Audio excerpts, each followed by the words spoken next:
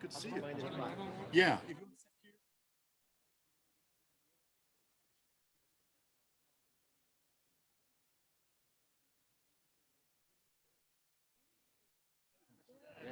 This is Chairman Herrera. This is Representative Christine Trujillo. She represents here in Albuquerque, and she's also on the LASC. I wish that they took the stand earlier, but you do a quick check for scan, Mr. Chino. All right. Good morning, everyone. We'll be starting here shortly. Again, you're certainly welcome to stand in the shade. I know it's really kind of warm this morning.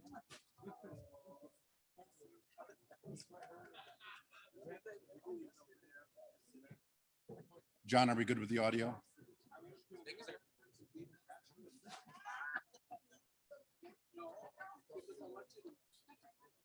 You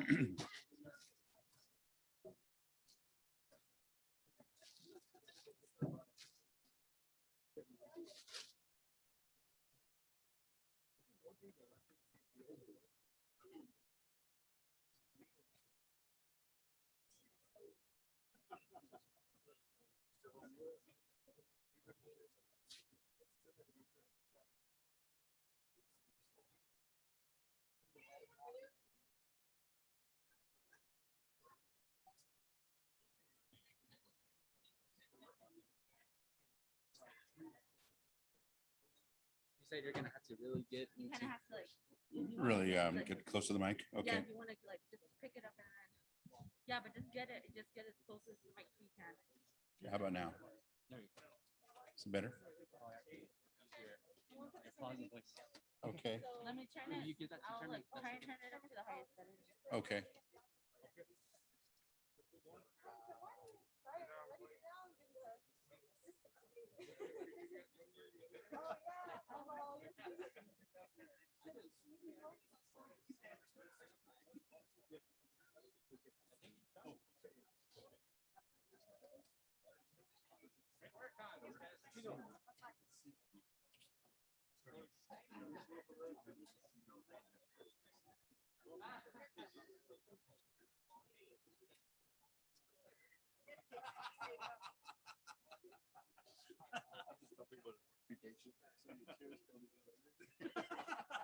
Doing this.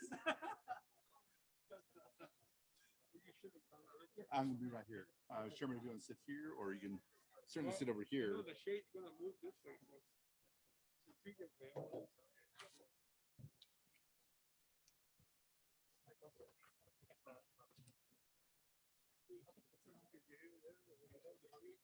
Okay.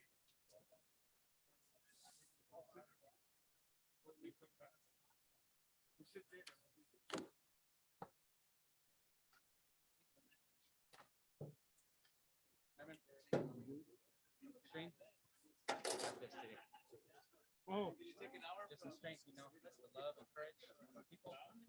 Got this. okay. Thank you. Thank you. Governor. All the blessings, strength.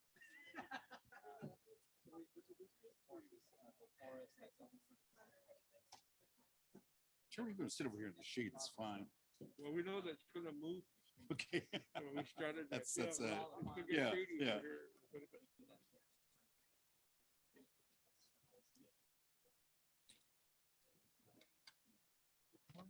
Hi there. How are you? Good to see you.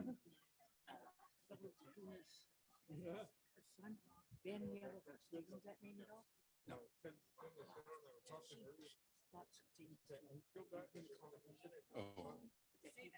One of them, I thought of you immediately. Is he made a brace for silver that stayed in the okay. Yeah, I'll send it. I'll send you his Okay. Conrad's good.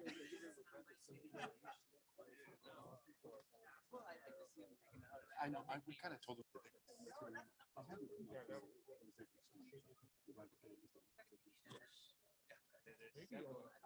Seen them. Okay. I just turned it up a little bit. Okay. Yeah, but just try and get as close to the microphone as you can. Okay. I think they want to hang on. Yeah, I think they do. Yeah.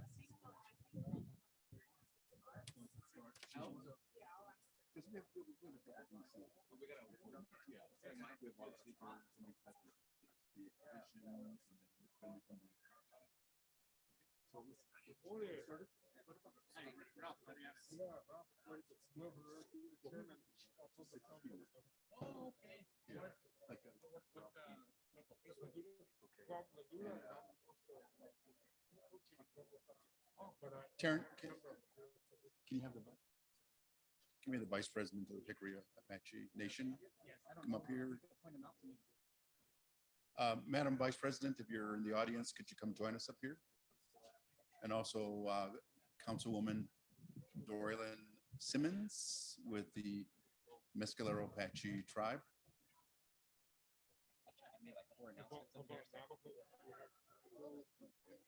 But they'll be here. Senator? Or no, join you. Okay. Okay.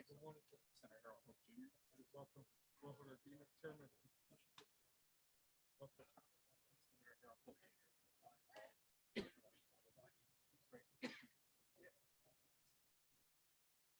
Senator, good to see you. Shall we?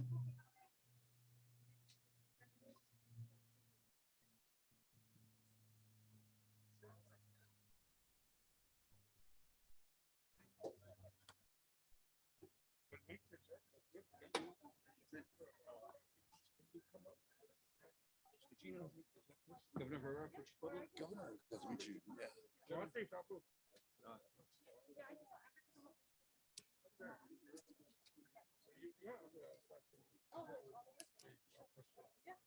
Just think, I'll take the statement. Yeah, maybe I'll have you hand it to me. Okay, All right. can you do that? So I'll give it.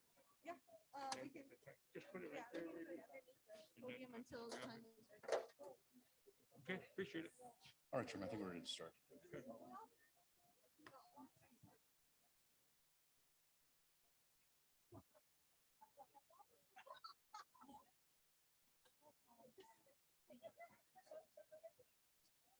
All right, ladies and gentlemen, we're about ready to start.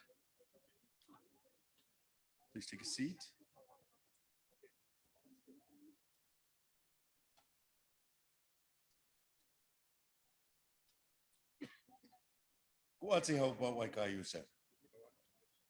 Good morning, everyone, and welcome.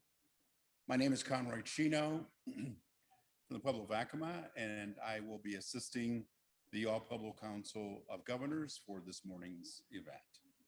First of all, thank you, members of the press and the media, for joining us for this, what can only be described as an unprecedented moment. And thank you, governors, tribal leaders, state lawmakers, community leaders, educators, representatives from various statewide organizations, the teachers union, students, friends, and neighbors. Thank you for being here today. This is a historic convergence, a coming together of communities, a coming together of different groups, different tribes, different organizations, but all unified behind a common cause, a common goal, a common purpose. And that's to make a difference, to create real, meaningful change in our communities and for our children. They are professionals, they are educators, advocates, lawmakers, community leaders, tribal leaders, and just ordinary, reasonable, thoughtful people who truly believe it's time to transform education in New Mexico. They are here this morning to share their messages.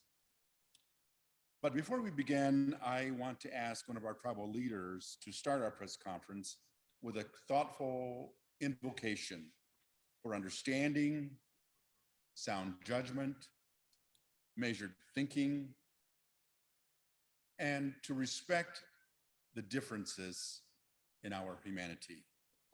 I want to call upon former Jemez Governor David Toledo, who is now an officer with the All Pueblo Council of Governors, for our invocation. Please stand. Governor.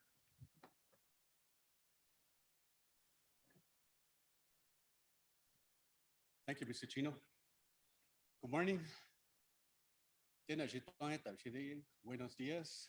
What a beautiful sight it is from here. Thank you, everybody, for joining us on this beautiful occasion to get together and share some of our concerns. Like one of my fellow Pueblo people in Jimenez tells me all the time, or reminds us that we are all people of the earth. So with that, I greet you as people of the earth, and we are the example to our children. So with all due respect, in our Walatawa language, I will say the prayer.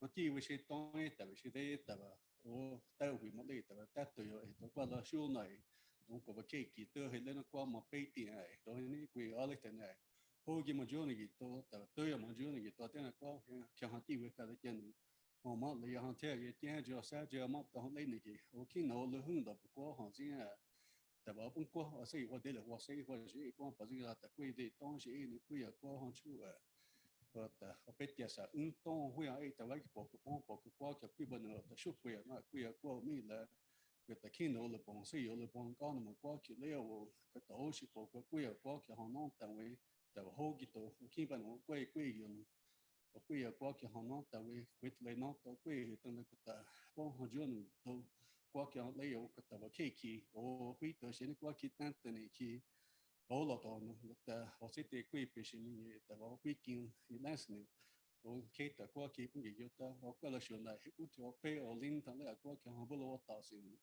no ki ha no nu da bu lo o ki no pe ta o ma tu ju ni to rian kwa he da shon ba da nam ta be kiu so ba da nam to ku o kwa ki ha bu lo ta sin ni tu na kwa la shona o city equipment ni he o pe o ve tu na so ba na ku tu sit ta tu kwa ta o bi shi ta ta shi le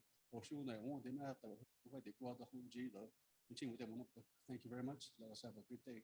Thank you. Please be seated. Thank you, Governor, for that prayer and that blessing. He wanted to know whether we wanted the short version or the 45-minute version of his prayer. We opted for the short version. Quickly, members of the press, we have press packets for you, and we'll be following the agenda that's in your packets. We have a list of speakers, as you'll note in the agenda, followed by a presentation of a petition by the Pueblo Council of Governors Youth Committee. And we also have a segment with elected officials and speakers who'll be calling for an end to systemic racism and uniting behind a legislative call to action. We'll close with remarks and a message of hope. Well, let's begin. Please welcome the chairman of the All Pueblo Council of Governors and former governor of the Pueblo Laguna, Chairman Wilfred Herrera. He'll be followed by Governor Brian Vial of the Pueblo of Acoma. Both leaders have incredible messages to share with you. Both leaders recognize the difficulty that tribal communities face. And they recognize the urgent need to arrive at solutions. And they also recognize the need to stabilize the delicate trust between the state of New Mexico and sovereign tribal governments. Please, first on our list is Chairman Wilfred Herrera. Mr. Chairman.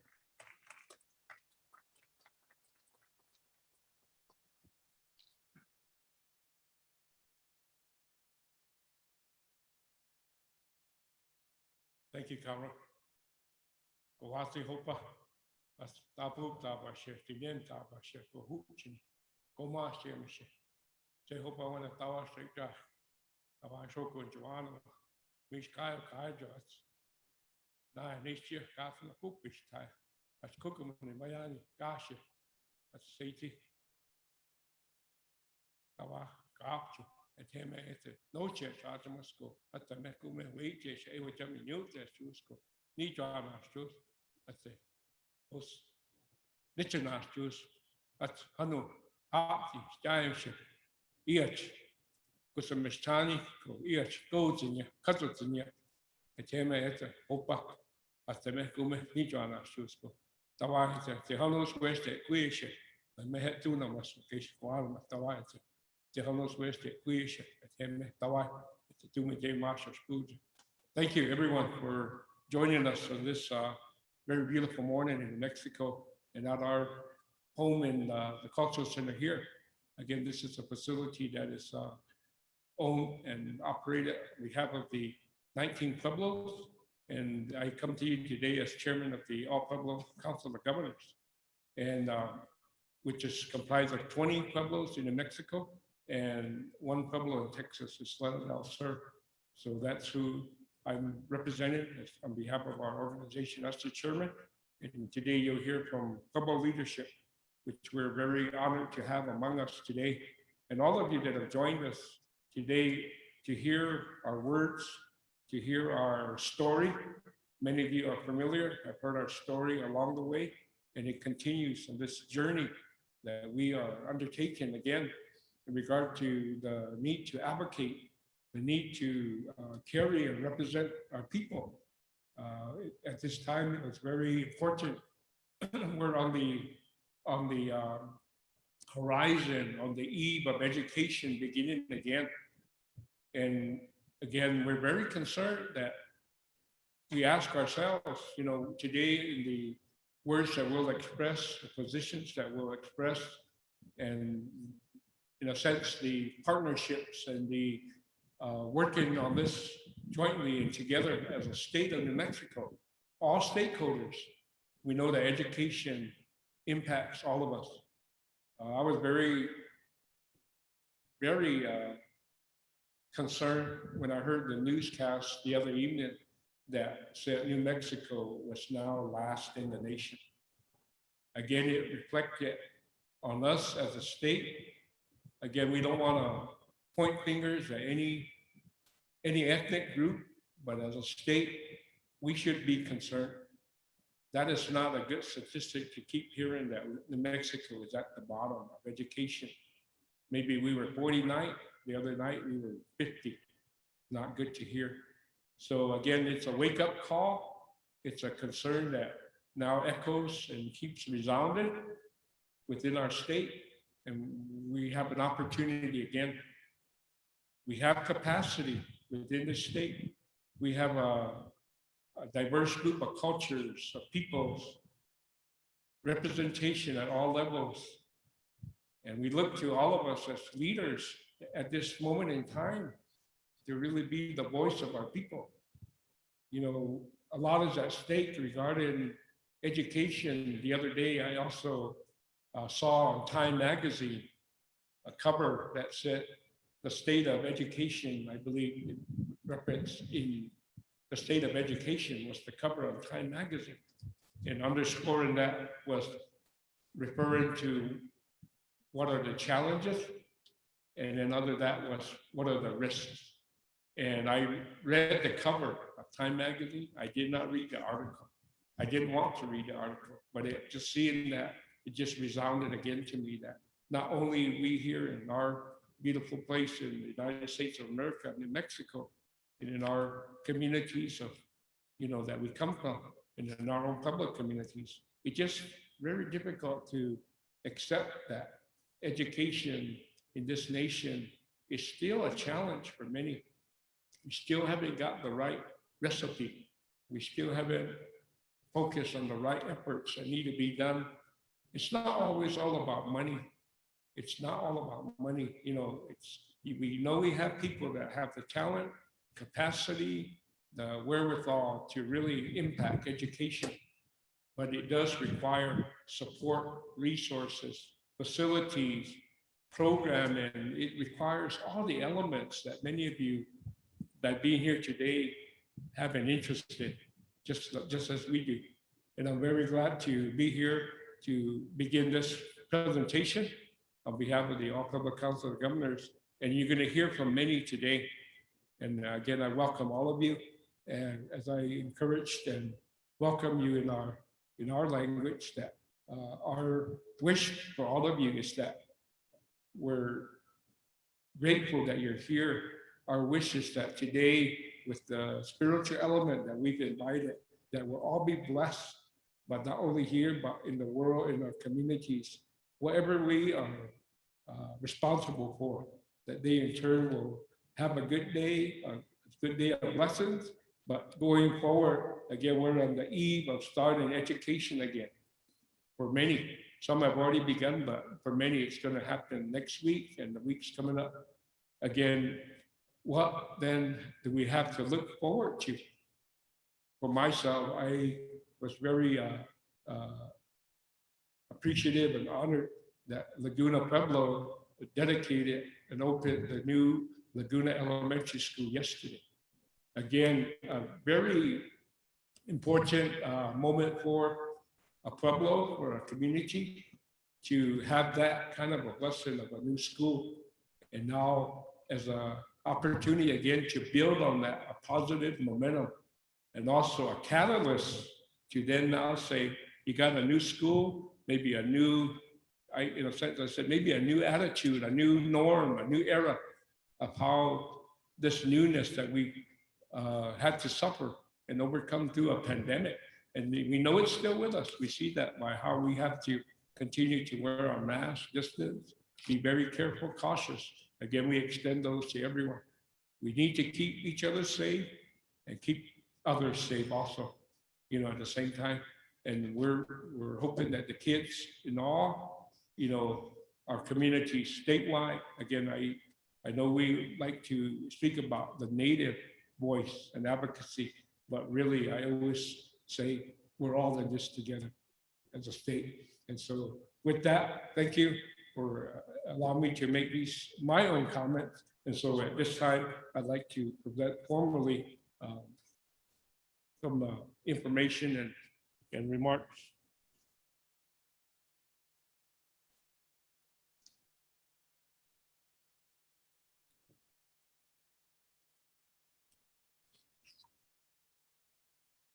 Good morning again, honorable governors, tribal leaders of our sovereign nations, honorable members of the legislature, distinguished guests, parents, and our beloved children. On behalf of the All Pueblo Council of Governors, it is my honor to welcome you here to the Indian Public Culture Center. It is especially heartwarming that in times of turmoil and challenges that we can all come together bound by a common spirit for the sake of our children. On Wednesday, we made a pilgrimage to the Chaco Canyon region in the state of New Mexico, the Four Corners area, to reconnect with our ancestors. It was a profoundly beautiful and emotional experience. We felt the spiritual presence. This gathering today is similar to that experience earlier in the week. We thank all of you for standing together today with us. I want to underscore, this is not about politics. This is a deeper spiritual act of doing what is required of us when we are given the sacred trust to be the guardian and protectors of all the gifts of our Creator. The most precious among those gifts are our children and elders. They are the Creator's gift that humanity will continue. The attitudes and behaviors of those who by their words and actions who violate the covenants of respect for others, since contact has caused us great hardship and devastation. Since the time of first contact to this day, the many forms of overt racism unfortunately continues. It takes its toll on innocent people just by being who they are. Therefore, we do not take such threats lightly, and therefore the governors are acting accordingly. In this case, one of the matters, asking for the removal of the LESC director who is creating such turmoil. It is jeopardizing our relationships that have been developed over many years, and most recently, anything less on our part will be a violation of the sacred trust, especially to the children who are precious to all of us. In similar actions to defend their children, 19 Hopi men were imprisoned on Alcatraz in the early days when federal agents removed children from their families and sent them off to the boarding schools. The first boarding schools were established in 1860. The Albuquerque Indian School across the street was established in 1881. The Santa Fe Indian School was established in 1890. This is how long generations have fought to transform education for our purposes. Throughout the course of our history, what has been inflicted upon us through the intentional conceptualization of policies and laws to what the United Nations define to be among the worst crimes against humanity.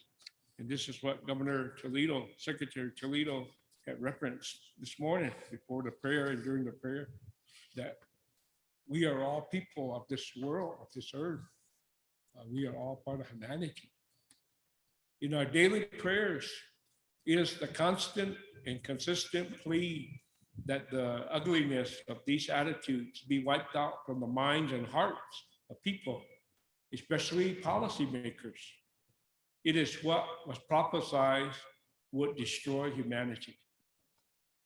So in fulfillment of our sacred trust to our children, we call upon everyone to engage in contributing to end racism, especially in our schools.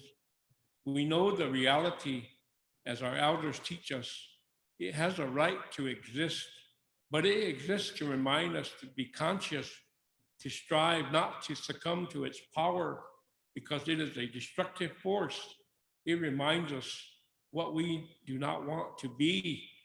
It eats away at our dignity. The systemic, and institutional racism has been acknowledged to be the root cause of our present dilemma. Nowhere has it been more vicious than in education. It has been the weapon to kill our languages, our cultures, and our way of life. The landmark Yazzie decision confirmed and validated what we have known and voiced for so long. Over generations, since federal agents removed children from our families and our communities, education has been a threat to our cultural survival. Public education, as we know it, has been unchanged and was never designed for us. The 2018 Yazzie Martinez ruling recognized the devastating history of systemic racism across a broad spectrum. The unprecedented efforts of all the tribal leaders of the 23 surviving sovereign nations of New Mexico. Again, this is the Pueblos, the Navajo Nation, and 2 Apache nations, 23 of us collectively.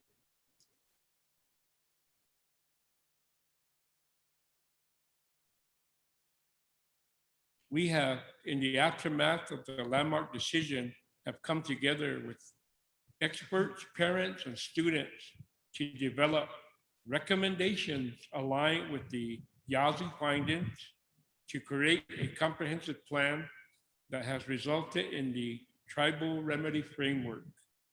It contains best practices and recommendations creating new systems and structures as the court articulated in its decision to shift the paradigm. It is from this framework that Representative Lenti, who is a champion on this cause, and his colleagues, who are also champions, have crafted legislation and championed our cause so vigilantly the last 3 sessions.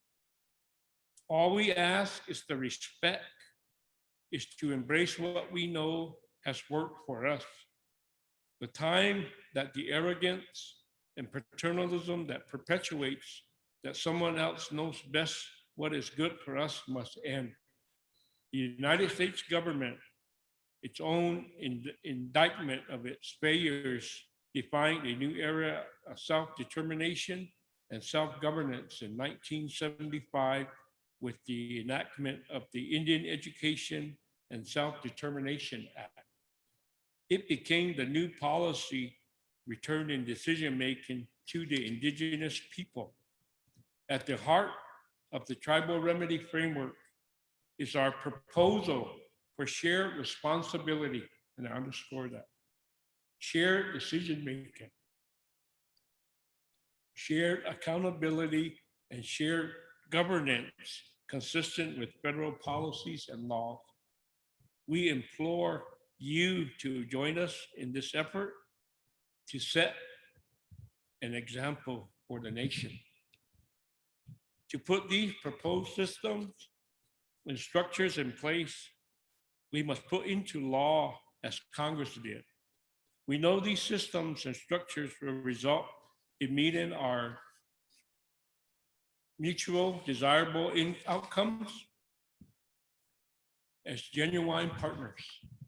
We know because we have built these systems and structures, we ask you to please join us in these efforts.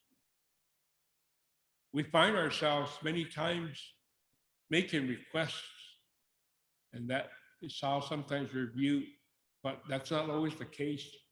We offer always the opportunity to be at the table, to engage with leadership, to be involved in those processes. Let us be a partner, a true partner. Let us help to find and solution craft with you.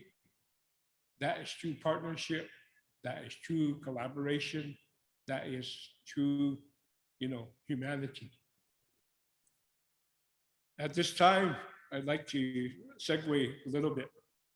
On behalf of the All Pueblo Council of Governors, we're here for a very good reason at this press conference today, at this gathering. But I want to at this time recognize Wilhelmina Yazi and ask her to come forward. Wilhelmina Yazi, would you come forward, please? And also acknowledge Marcia Lino.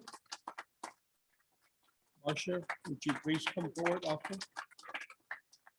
And thank them for their courage. Again, these are two of the people that are the catalysts that have undertaken the effort to having to bring this matter and elevate it, that it had to go to litigation to the court, and has resulted in this elevated this matter to a state, community, but also a national level. And they've been probably in the United Nations at that level of, attention.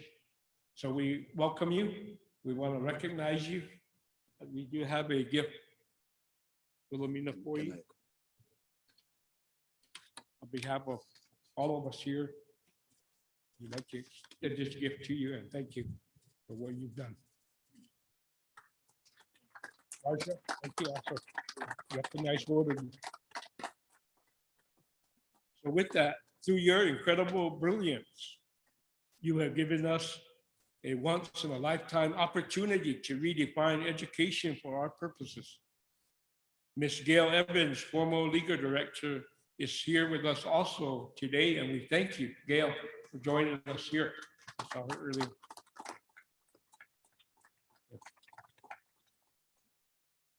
Also, in a sense, a shout out, a recognition of Mr. Casey Duma from Laguna Pueblo, who is the first Native American to chair the board of directors of the center. And we also, people on behalf of the center, also acknowledge you. Thank you for your undying and untiring efforts. You are a blessing to our children and communities.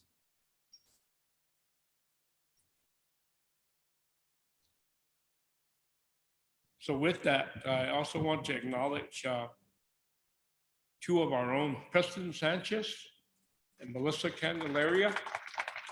Again, two of the attorneys that have worked tirelessly and diligently on this effort. As we conclude and say, all of you, but especially these individuals that we've highlighted and introduced to you, are all our gifts of our Creator and of our peoples, of our grandfathers and grandmothers. And again, as we say, we are all family in some way, even if we look at it in the sense of we are all part of the humanity of this world and the family of this world. You know, it's been said, I heard that earlier when we were introducing ourselves. It's very simple. We're all human beings. We see the same one sun and we see the same one moon and the same universe, stars, galaxy, Milky Way.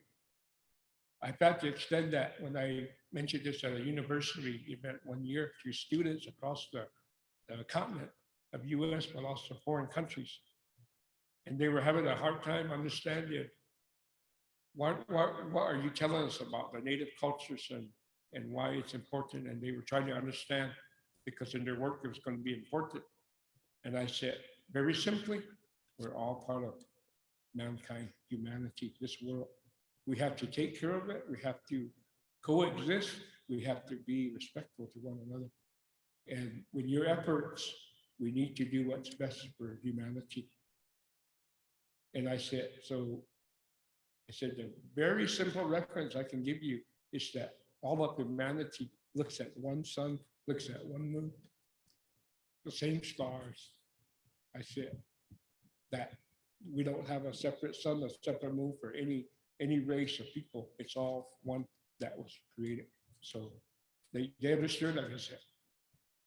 They said that put it into perspective. Thank you. So with that, I'd like to again thank our honorable legislators here today, and I'm very anxious to hear from all of you, and I welcome you again. Thank you for this opportunity, and regards and blessings to everyone for a good meeting today. And again, as you leave here, anytime, send our well wishes in regards to all of you, your organizations, your families, your communities, and especially to all of you that are working hard to, again, join us in all these efforts. And hopefully we'll succeed and we'll overcome and we'll hope for the positive and fruitful outcomes that our work will be for all those beneficiaries that we carry and represent. Thank you.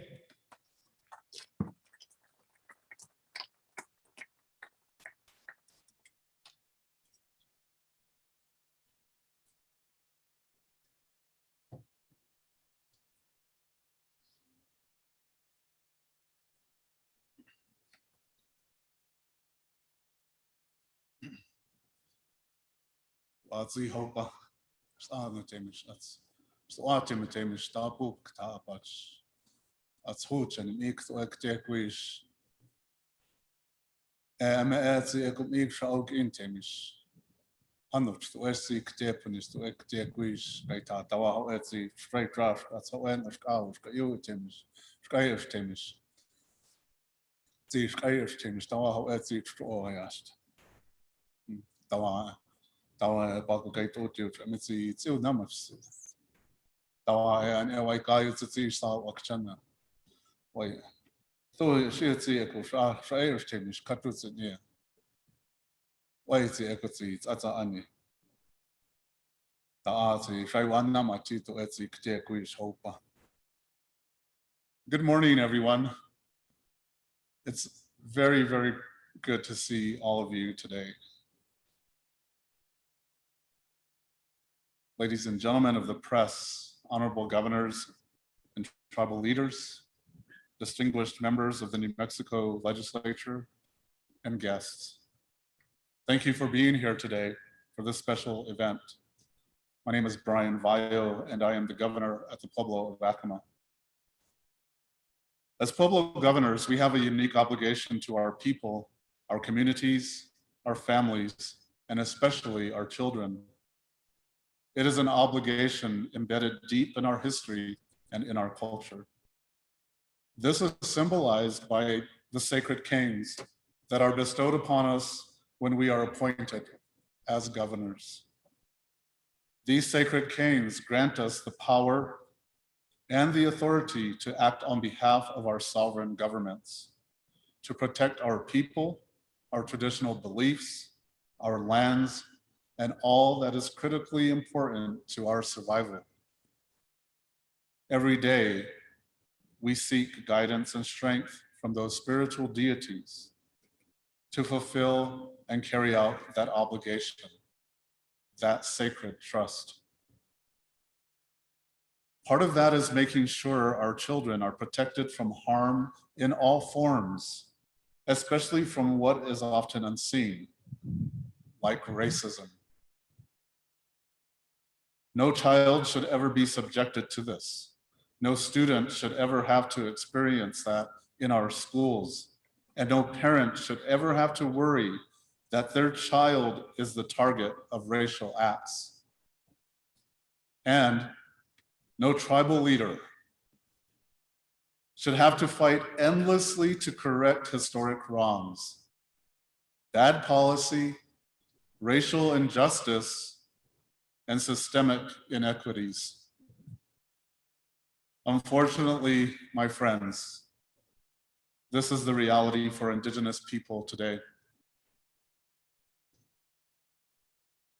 We have an incredible opportunity to right some wrongs, to take a bold step towards system transformation. We have a chance to create meaningful change when it comes to the education of our children. We have a duty as tribal leaders to make that happen. However, the public education system today is not providing our children the opportunity they need to succeed in school. The 2018 Yazi Martinez landmark ruling proved that Native children, including those from my own tribe at Acoma, are not receiving an adequate education that prepares them for college and the workforce. Public schools located on or near tribal lands do not have the basic resources, including internet access, transportation, and extended learning opportunities for our children. So I must ask, is failing to provide adequate funding and targeted resources fulfilling the state's sacred trust? Or failing to pass legislation known as the Tribal Remedy Framework session after session? Or failing to address longstanding systemic racism embedded in our public education policy? We have to do better. All of us, the state of New Mexico and the tribes. Today, I am asking the state to partner with us to come together for the sake of our children. I pledge to work with state leaders, the legislative body, and the executive branch to make sure that Native children and all of our children receive the education they deserve as mandated by our state's constitution. No child should be subjected to anything less. Every child should be afforded excellence in education. And all children should hold us to the promise of delivering on that sacred trust. Thank you.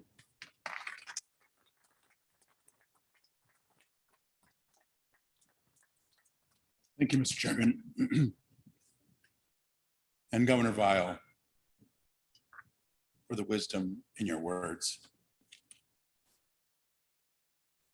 We are joined today by two tribal leaders who traveled a great distance today to be with us. They bring with them messages from their presidents and the tribal councils, messages of support, unity, solidarity, and a call to action. I ask the Vice President of the Hickory Apache Nation, Sonia Newton, to join us today. Madam Vice President.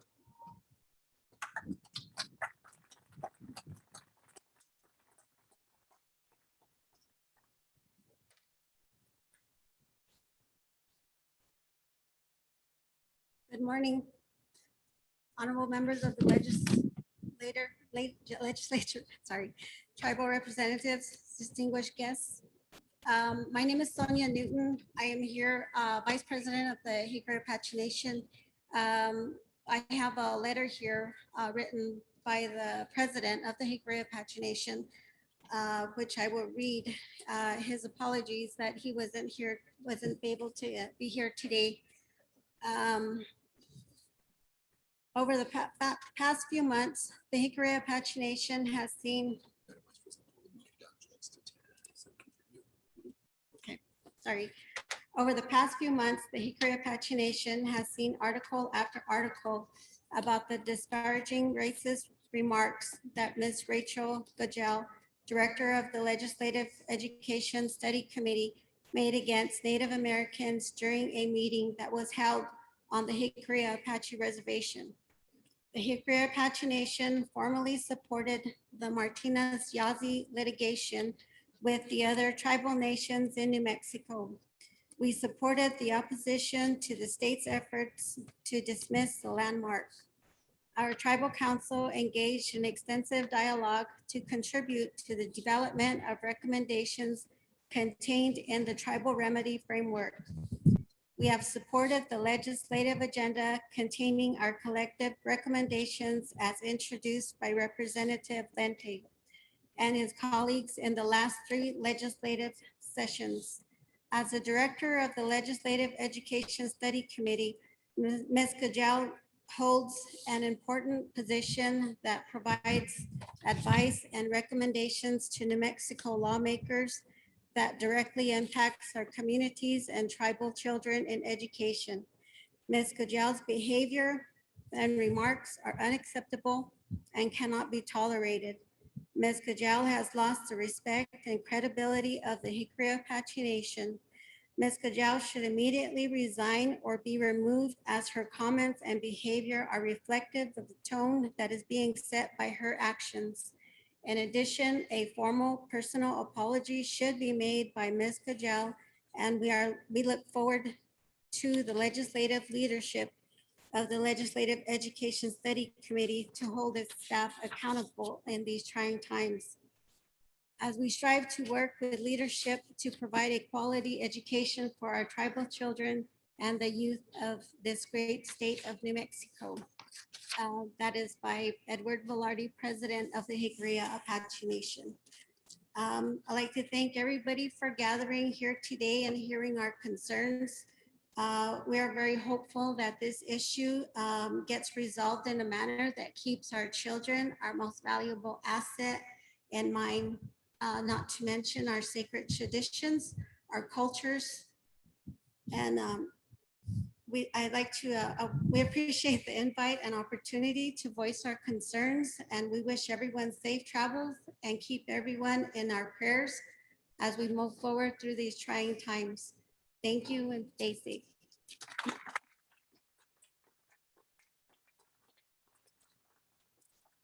Thank you, Madam Vice President. To recognize also, excuse me, Dorlin Simmons from the Mescalero Apache tribe.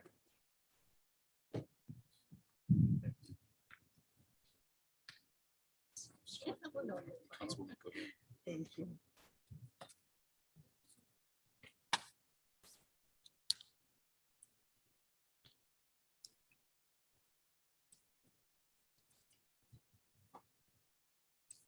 Good morning and greetings from the Mescalero Apache people.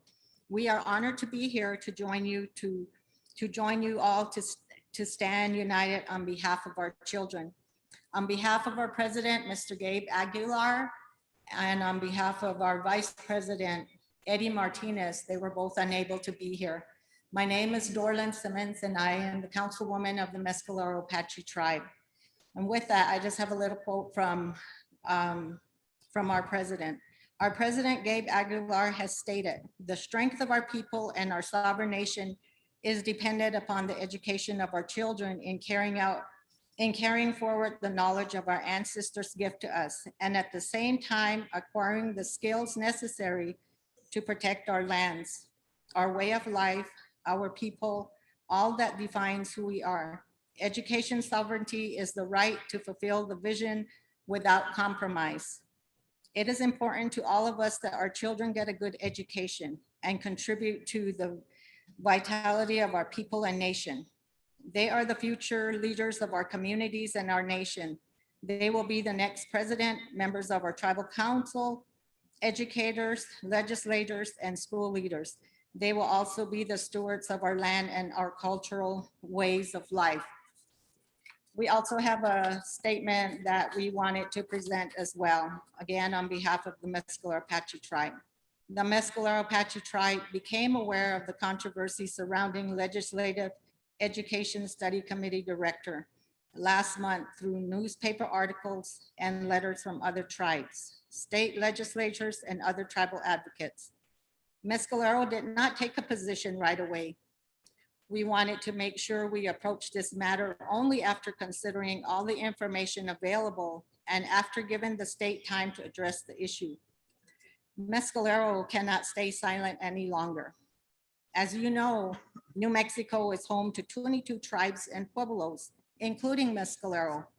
Not only is the tribal population large, the tribes and pueblos of New Mexico are active and visible.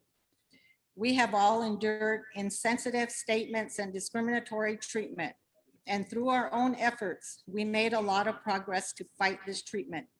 We worked hard to educate other New Mexicans as to our rich and diverse histories and cultural practices. In particular, we spent years educating state government officials and representatives. We focused our efforts on state government employees to ensure our citizens who are citizens of New Mexico are treated the same as all other citizens of New Mexico. We also focused our efforts on educating state representatives in order to ensure that the state respects and upholds the government to government relationship that exists between the state and each tribal government. In New Mexico, dealing with tribes in a culturally sensitive way is not new. The most troubling part of this situation is that a state employee's statements were made as New Mexico tribes and pueblos were advocating for better education funding for Native American students. While we fought to ensure that our children receive the education that they need and deserve, a state employee who was intimately involved in the legislature's decision-making process on education-related issues was allegedly making insensitive remarks. This is unacceptable. Again, this is our position, and I want to thank you and appreciate this opportunity to stand here before you and provide our information on behalf of the Mescalero Apache tribe. Ihehe Beiflensi. Thank you, Councilwoman. Next, I would like to have three gentlemen who are community leaders and organizers to address the media. They bring messages calling for an end to systemic racism, change for the betterment of our communities, and steps to improve the welfare and the well-being of our children. They are Dr. Harold Bailey with the Albuquerque chapter of the NAACP, James Jimenez, Executive Director with Voices for Children, and lastly, Mr. Ralph Arianas, CEO and Chairman of the Hispano Roundtable of New Mexico. First, we begin with Dr. Bailey. Thank you. Thank you very much. It's nice to be here. All respects to the tribal leaders, governors, state officials, Indigenous people in general. I'm Harold Bailey. I'm president of the Albuquerque NAACP. I have some short comments on behalf of the organization.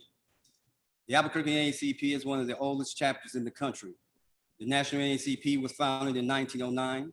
New Mexico gained statehood in 1912, and the Albuquerque NAACP received its official charter in 1915. We have a long and rich history of fighting for the civil rights, constitutional rights of all people. The NAACP is not a Black organization. We stand with those who seek to eliminate systemic and institutional racism and support those who seek equality, justice, and equal opportunity in the educational, economic, and justice systems. Today is an important time to stand with the All Pueblo Council of Governors, the Navajo Nation, and other distinguished representatives of Native people to demand that Native children and youth be afforded a quality education without being subjected to any form of racism. State officials, directors, administrators, legislators, teachers must have a genuine commitment to Indian education. To do otherwise would be unjust, unfair, illegal, and racist in nature. Our children and youth are priceless and are the future. They must be protected at all costs.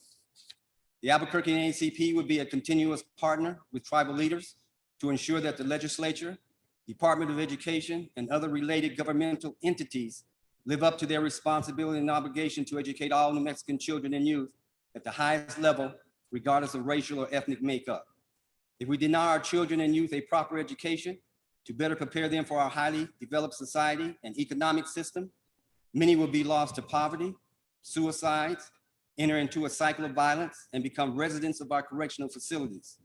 Even worse, one's spirit can be damaged or broken. Collectively, we cannot let this happen to Native children and youth. This is a moment in time that we all should stand together today. Thank you very much.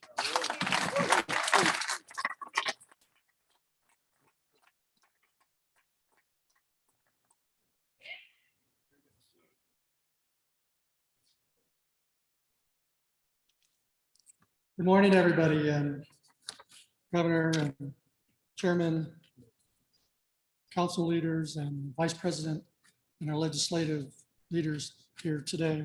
It's really an honor to be part of this convening where so many of us are coming together to talk about what is most vital to us, and that is our families and our children, right? One of the things that our current president, but former Vice President, Joe Biden said was that you can judge the person's values by the budget that they put together. And if you really believe in children, then you're going to invest in children. And I think that that's one of the common themes that you're hearing today is what we are calling for is let's just not say that we value children and families, but let's actually invest in them in ways that we know really works for our New Mexico children. As executive director for New Mexico Voices for Children, I've had the honor of working there for 8 years, and it's been such a remarkable experience for me to be part of a really wonderful progressive advocacy community that I think has made a real difference in my outlook on where New Mexico has been going for the last few decades with respect to education policy. One of the things that really struck me when I went to work at Voices for Children is a statistic that I didn't know, amazingly, and that is that 75% of the children in New Mexico are children of color. 75%. Think about that. Think about what that means, what that implies for the way that we approach public education in our state. Think about what it means for healthcare. Think about what it means for public safety. Think about what it means for our future. Every year at Voices for Children, as you heard the chairman talk about, we rank 49th or 50th in the statistics on child well-being. One of those is education. And if we break down those scores by race and ethnicity, we see that children of color generally, and Native children specifically, oftentimes don't score as well as their classmates. But that's only one side of the picture, right? There's a whole nother thing that we don't spend enough time recognizing, and that is that there are amazing strengths and protective factors in Native communities and that Native children possess. One of those strengths is bilingualism. 42% of Native children speak English and another language. For the state as a whole, that's only 24%. It's almost double. Nearly 3/4 of the families of Native American 8th graders speak their native language at least once or twice a week. Think about that, what that means in terms of a child's development and their sense of identity. To grow up bilingual is an enormous asset because it strengthens what the cognitive scientists call executive function in the brain. This is the part of the brain that development advocates have been talking about for many, many years as we talk about early childhood education. We've also been telling you about the need for high quality preschool for our youngest children. And this is another area where Native children have a leg up on their peers. 62% of Native 3 and 4-year-olds are enrolled in a preschool program. The rate for the state as a whole is only 45%. Given these strengths, Native children should be faring better in school than their peers. And some of them are, clearly. In 2017, the high school graduation rates for Native students at some tribal community-run schools was between 10 and 20% higher than the other state-run schools, between 10 and 20% higher. Do we think that's an accident? Do we think that was just a special group of kids? I don't think so.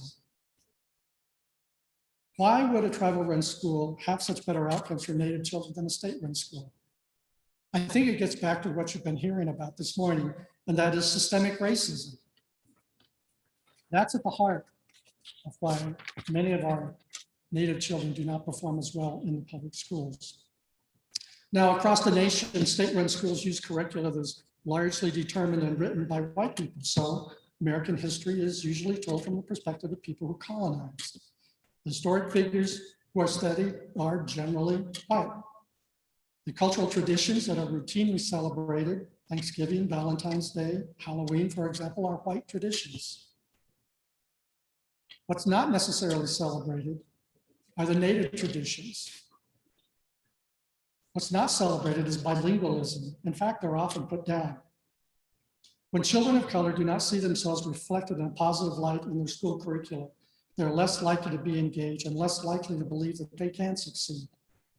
When the elementary school curricula marginalizes so many of our children, that is structural racism.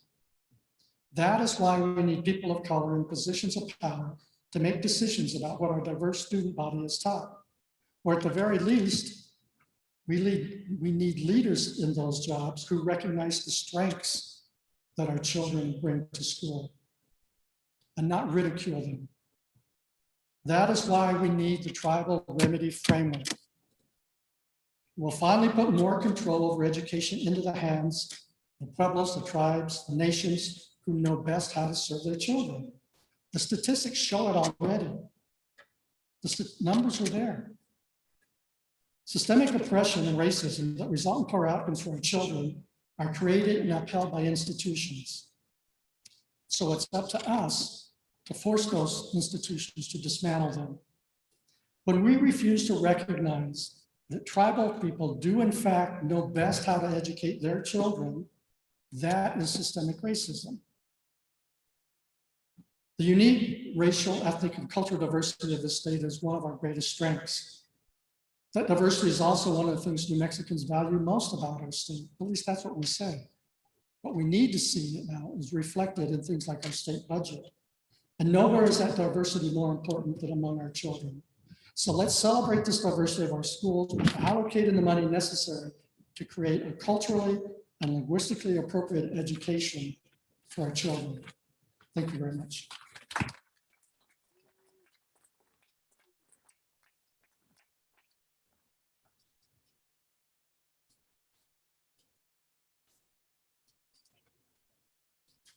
Good morning, ladies and gentlemen, and thank you. It's a pleasure to be here, tribal leaders, tribal governors, legislative leaders, ladies and gentlemen. My name is Ralph Arianes, and I'm the chairman of the Hispano Roundtable of New Mexico. So we're a coalition of over 50 Hispanic organizations and over 50,000 members.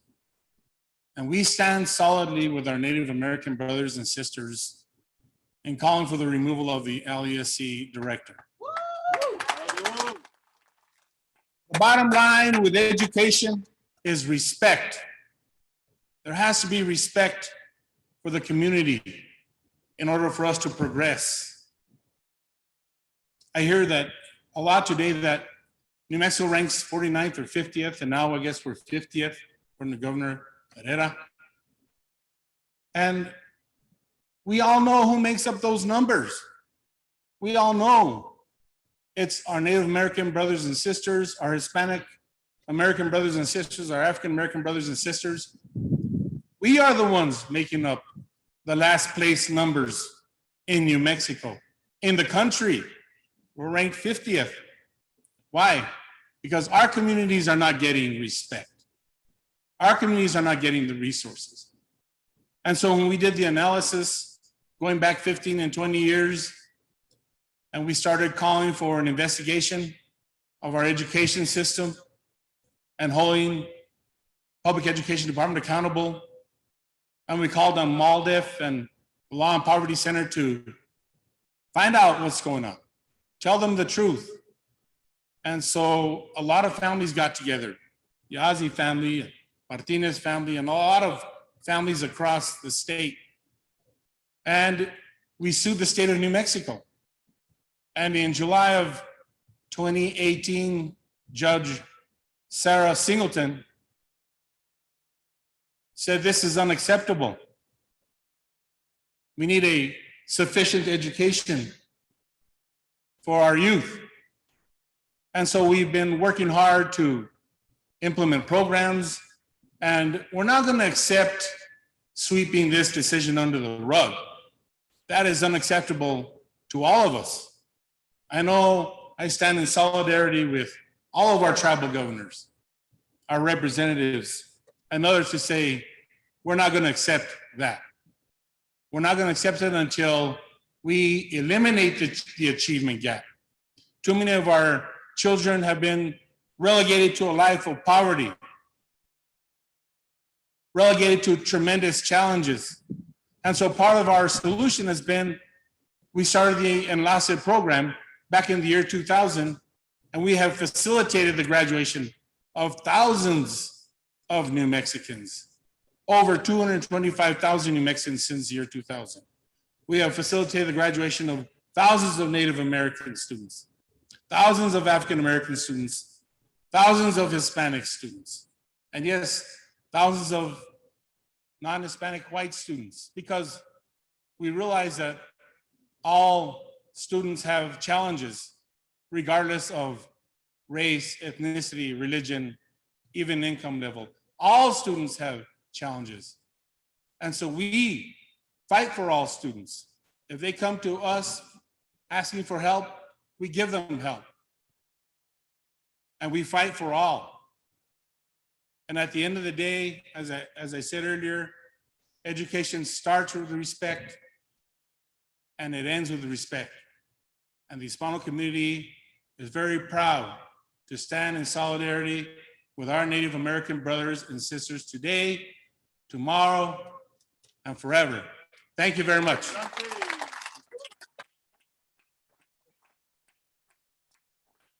Thank you, Mr. Arianes, Mr. Jimenez, and Dr. Bailey for sharing your message of respect, an end to racism, and a call to action on behalf of our children here in New Mexico. To conclude this first segment of speakers, we have someone whose surname has echoed in the halls and committee rooms at the New Mexico State Roundhouse, in legal circles around the country, and in tribal council chambers across Indian country. Please welcome a parent, a teacher, a plaintiff in the historic Yazzie Martinez legal case, a hero to many, and just an incredible woman. Welcome, Wilhelmina Yazzie from the Navajo Nation.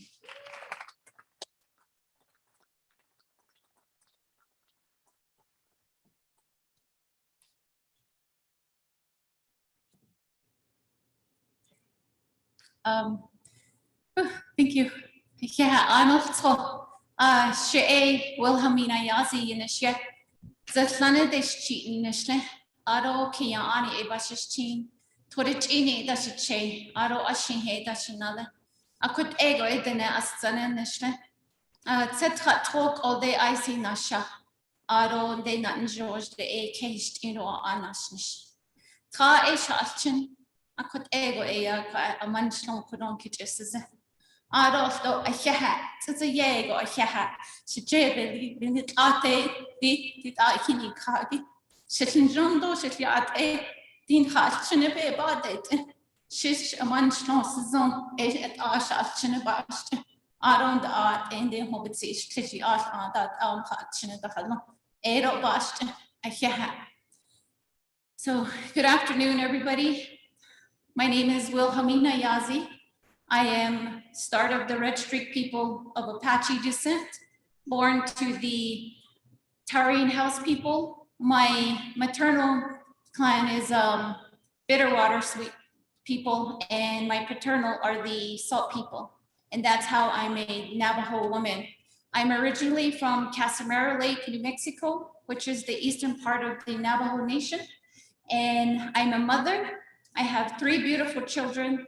And I also have my partner who's of the Lakota tribe of the Cheyenne River Sioux tribe of South Dakota that I make my life with. And again, it is such an honor to be here with everyone, all of you, our leaders, our representatives, and our allies, supporters, advocates. This is so meaningful for us to get together, and this is all for our children. In my Dinewe, and also in our indigenous ways, we consider our children sacred. And when we say sacred, it's just one single term, English term. But when we really dig deep down in our indigenous ways, sacred has so much meaning to it. And when we explain the word sacred in our languages, it's heartfelt and it's just amazing. It's something that my mother, my late mother, and my grandparents instilled in me growing up. Being a parent, it takes a lot of courage and bravery. You got to be tough. You got to be strong-willed to be there for your children growing up. So now I understand the true meaning of what they meant now that they've gone into the spirit world and are no longer here with me. But still, I carry that on to really know what that meant. So with that, as a mother, and I have my Pueblo sister, Marcia Lino, as well. If you want to come up and stand by me, she's always there with me and support, and always supported me. And she's one of the other brave parents. I wanted to introduce her as well and have her come up here. So again, thank you to all Pueblo Council of Governors for the invitation, and our tribal leaders that are here with us today, our representatives that are working hard each and every day. And I see you, I hear you guys up on there. Thank you for fighting for our children. And just, with this school suit that came about, it's a victory, yes, but it's been 3 years, 3 years. My oldest son, who's in the lawsuit with me, we started this case when he was finishing 2nd grade, going into 3rd grade, and then we filed it when he got into 4th grade. This year he graduated, and yes, the school suit may have not applied to him as in, with the resources that we're wanting and the equal opportunity for our children. But yet this is for our future generation, our future child, our future children that we're still fighting for. And I have 2 other children as well that are still in school who are just as important.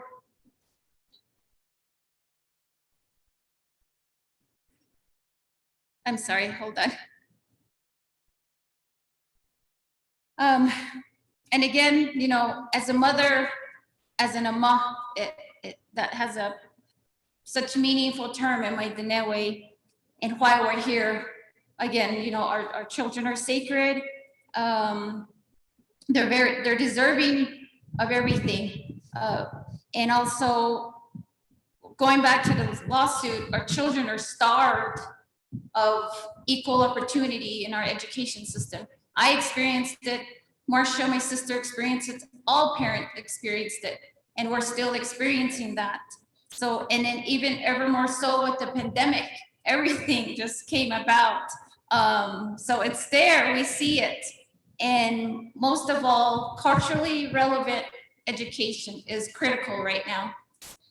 We've been talking about that. We've been, asking to implement that into our public school system.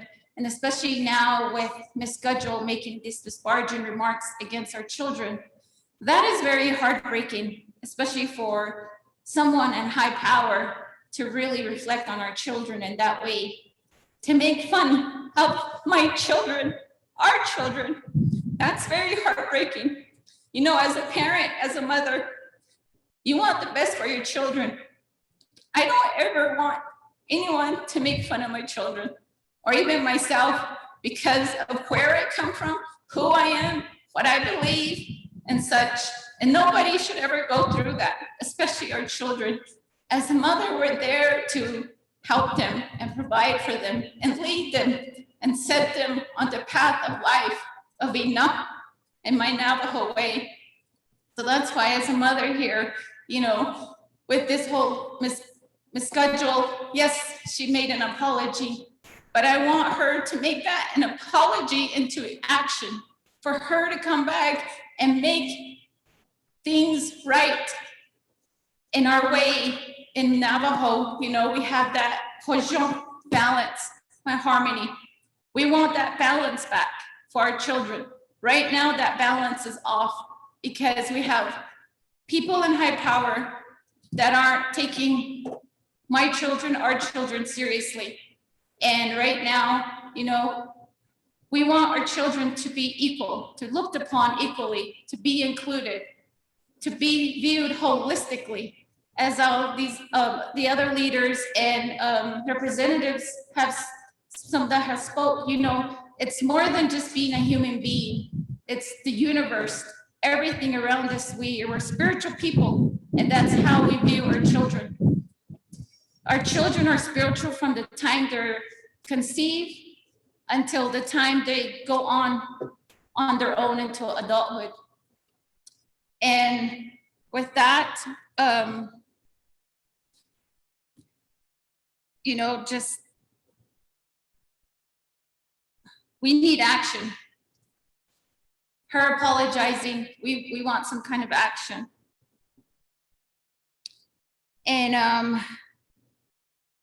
I'm sorry, I get really nervous at these things. I know I should be.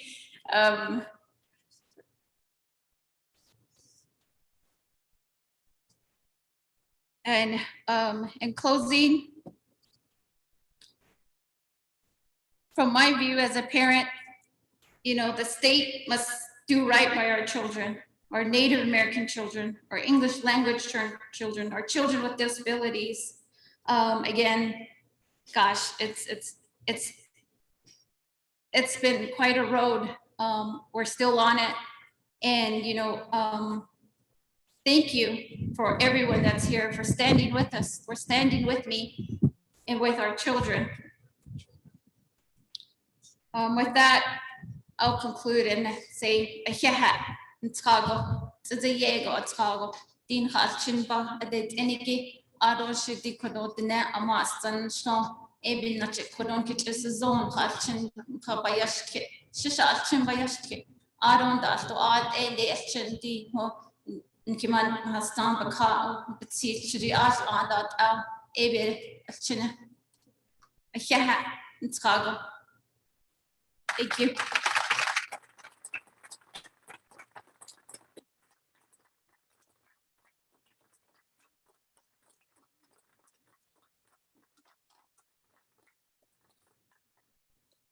Thank you to all of you that have spoken thus far. Right now, at this point, in respect to our Pueblo leadership, I'm going to ask Governor Lucero from Zia Pueblo to be very brief and make a few comments at this time on behalf of some of the governors that are here. Governor Lucero.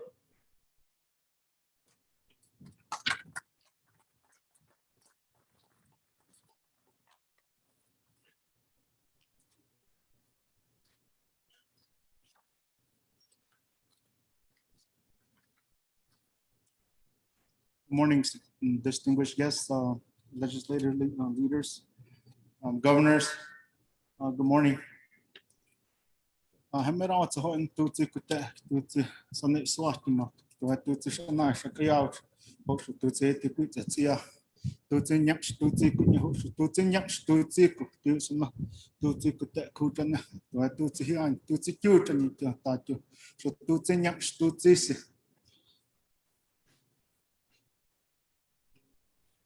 Good morning. Wrote a statement this morning down here to come down and address of the concerns that Zia does have regarding our education. I am honored today, and I just found out today my sister was involved in the Martinez and Yazzie case. I didn't know. And on behalf of her, I'm here today. For my nephews and for my nieces, I didn't know. So today is kind of dedicated to her for me standing here in front of her.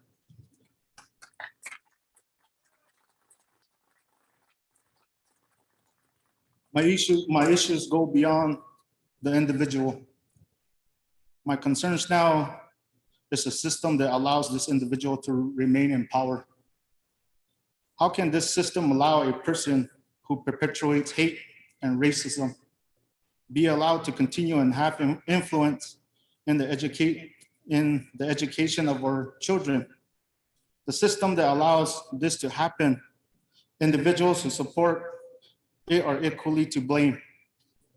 Today should be not necessary. This problem should already be past us. I have many issues to deal with as a governor. Being here to compel the state legislator to do the right thing should not be necessary. But I am here because it's my responsibility as a tribal leader.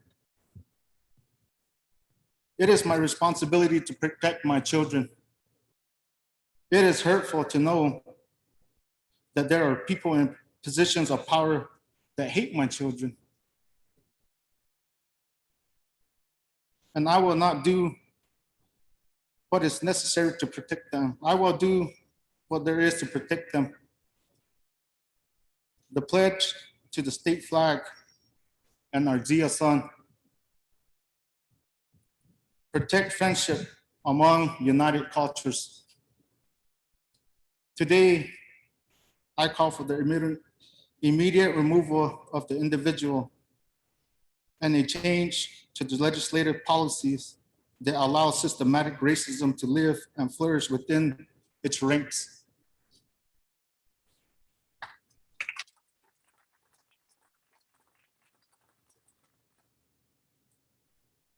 To me, this is my opinion. That flag that flies up high with our Zia sun symbol holds a lot of sacredness to the Pueblo of Zia. This lady here told you what sacred meant. It's one word in English, in the English dictionary, but to us native people, it means many. And I'm gonna say this, state has disrespected that symbol, dishonored that symbol, and has no love to that symbol. That's the way I feel right now. From hearing this racial comments, it hurts for me to see that sun symbol flies so high, and yet people can sit there and say racial comments to us Native Americans. That's what really hurts me as a tribal leader right now. People need to respect, honor, and love our sacred symbols that we carry as Native Americans.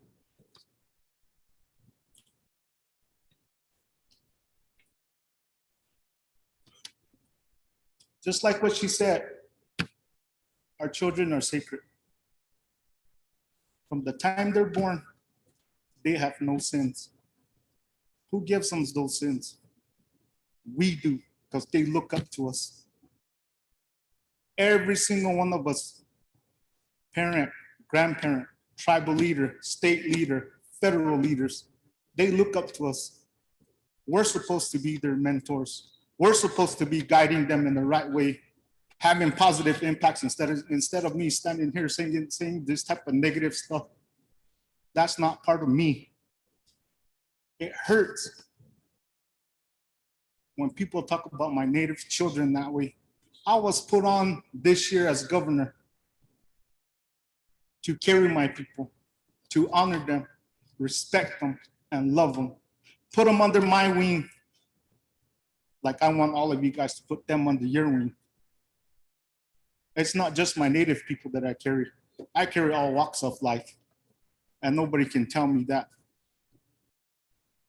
Because we do pray for every single people in this world. As we wake up, we pray to the sun. That's what I'm talking about, that sun symbol. We pray to it. It comes up here for lunchtime, we pray to it. When it's going back down, we pray to it again. So that's why I'm telling you guys, that symbol has been disrespected, dishonored, and not loved at all.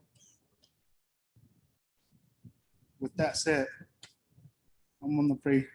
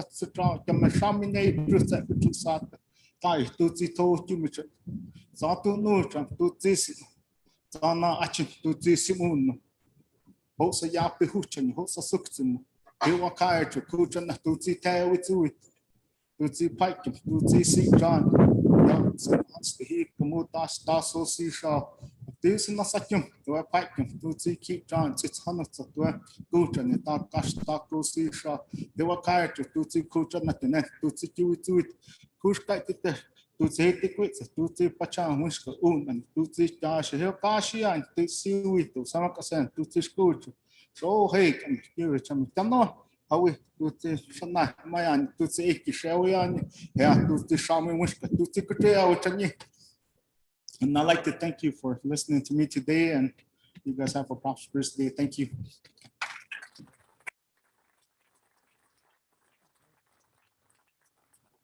Thank you, Governor L.I.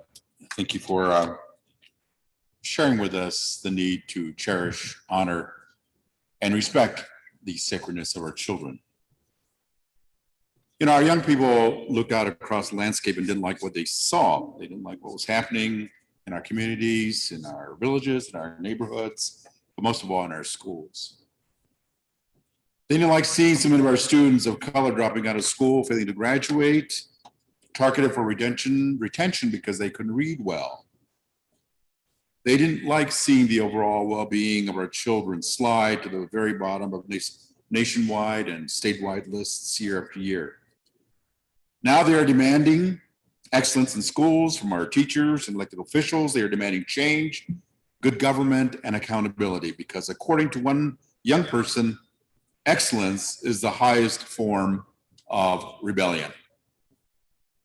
Please welcome Alicia Coriz, who is the co-chair of the APCG Youth Committee and a tribal member of Kiwa Pueblo, and she's here to let us know about a petition that they are circulating. Alicia?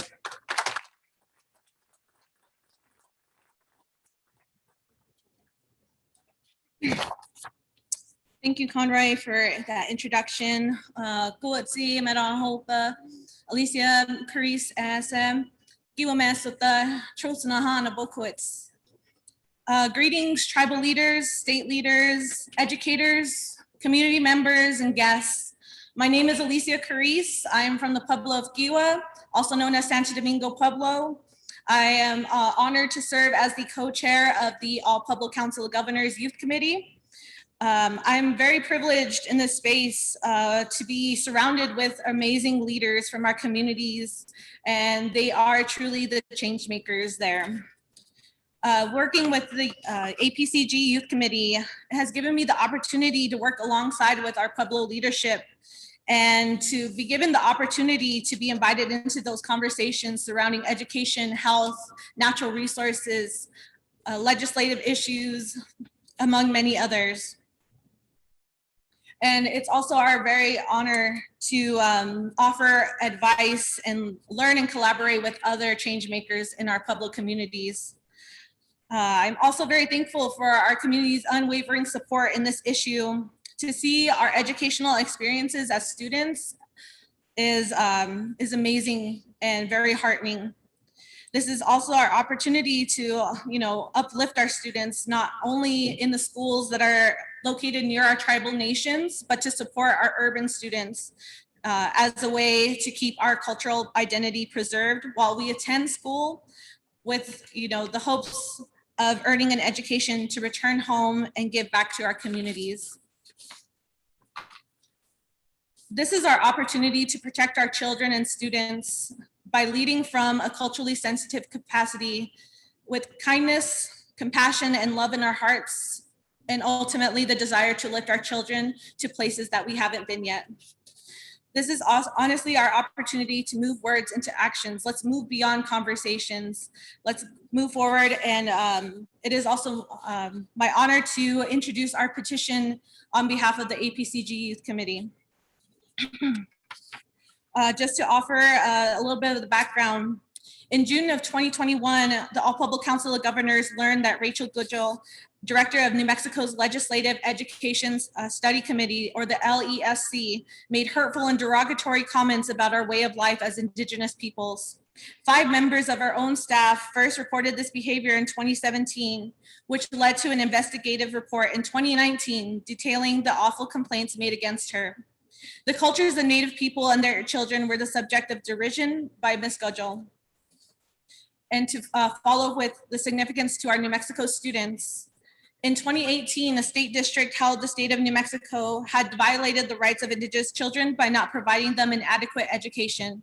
The Yazzie Martinez ruling recognized the devastating history of systemic racism that Indigenous children have endured at the hands of the federal and state government. The court ordered the state to provide Native students a culturally responsive education as required under the New Mexico Indian Education Act. Created in 1965, the LESC is an interim committee of the New Mexico legislature.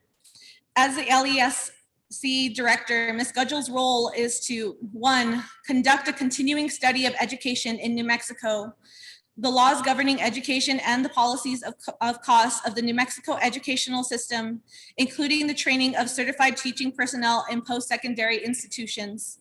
And 2, recommend funding levels for public education and changes in laws relating to education. Our basis of the petition is that Ms. Gudgell has violated our trust as citizens of New Mexico. She has proven to be unfit to serve as the LESC director, who is responsible for making education policy recommendations to the state legislature. We seek your support in asking Ms. Gudgell to resign from her role as LESC director, a key position of influence on important education decisions that our state legislatures must address. We ask that the future decision makers of our education system be guided by love, understanding, generosity, and hope. We ask for this on behalf of ourselves and our little brothers and sisters of New Mexico who deserve a brighter, kinder future. Ms. Gudgell, do the right thing and give our future back. Please resign. We have created a petition online at change.org. So if you're able to pull out your phones right now and look it up on Google, you can look for it under New Mexico's Indigenous Youth, ask for resignation of Rachel Gudgell on change.org. Thank you again, thank you all for coming, and we appreciate your support.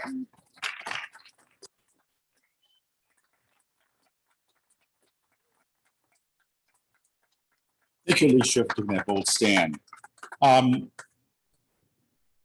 I know we're losing people, but be aware that there are over 200 people who are following this presentation, this event this morning because we're streaming live. I'd like to ask lawmakers in the audience to come forward and join us up here in the shade to get out of the sun. On our agenda, we've been talking about education issues affecting our children. They aren't anything new. There's no big secret about them. However, they just seem to be getting bigger and deeper and more complex. Many members of the state's legislative body are adamant that this is unacceptable. This is not right. Our children can't go on receiving second-rate treatment. Our children can't go on receiving a second-rate education. They know there has to be a better set of solutions, a better set of remedies that are reasonable and achievable. And here to tell us what they plan on doing are Representatives Derek Lente of San Diego Pueblo and Representative Christine Trujillo of Albuquerque, and joining them are a number of their colleagues. These lawmakers standing behind me are the champions of education. They are the voice for the voiceless in state government.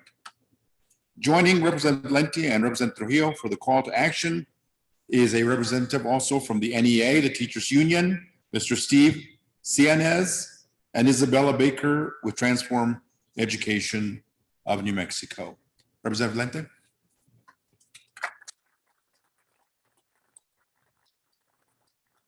Makoam, im taboede, im taboe tenitide, in concilio way, in kawe, in kewe, inomopuan, kerimba.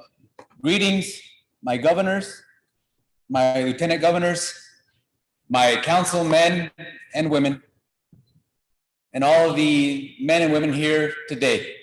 Good morning. I'm Representative Derek Lente, and I'm from San Diego Pueblo.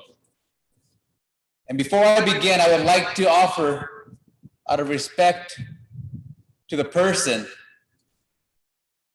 the opportunity for Representative Christine Trujillo to give her remarks before me.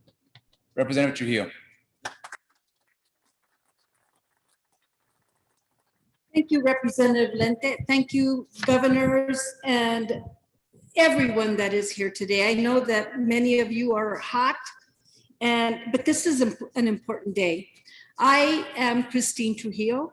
I'm a native Taosenia, but I represent House District 25. I have 24 years of teaching experience. I served on the state board for 8 years as an elected member before it became the PEC.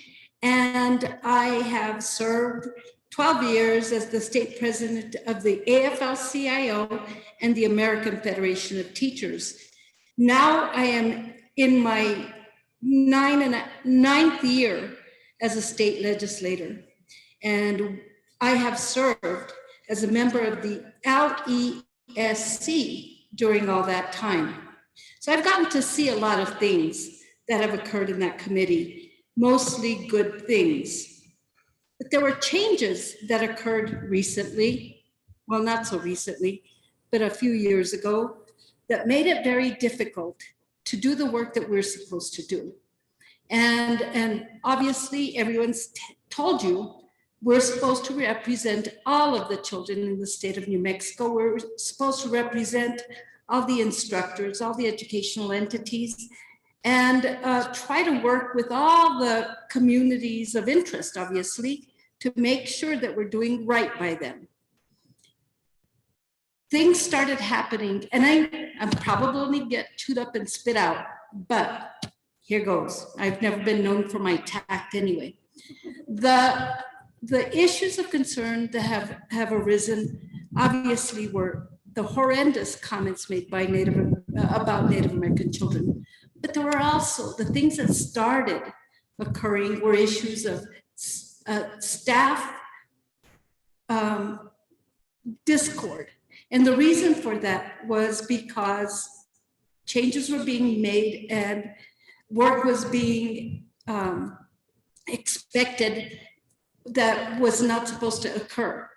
I'm trying not to affect the personnel issue too much, but the bottom line is things got screwed up. And the reality is that now, thanks to the very courageous people who went to the press, because we were under the Personnel Act, we could not say anything, but thanks to the courageous people that went to the press and blew the lid off, and that's why you're here, because the many colleagues of mine that are sitting here right now had no clue that over time, over several years, lots of things were occurring. I followed my process. I went to my director, my leadership, and I complained about the issues of concern that the staff had come to me about. It took a lot of pushing and prodding. Eventually, 2 years ago, so we started an investigation, and we went through all the processes, and the outcome was that Rachel Gudgel was reprimanded, was given time without leave, 2 weeks, and that was supposed to be the end of it. The commitment from that person was that she would never do any of that stuff again, and that she would interact with people in a much more responsible manner. That has not occurred. In my tenure there, since she started, there have been 3 staff turnovers. 11 people are the minority of the staff there. So that's a lot of people in turnover. What's happened now is that the people you've read in the press, 5 of us voted against keeping her, and 5 of us voted against moving her out. And the excuses have run from, well, she's a great policy person, she's terrific, and she's already paid her due. She has not paid her due.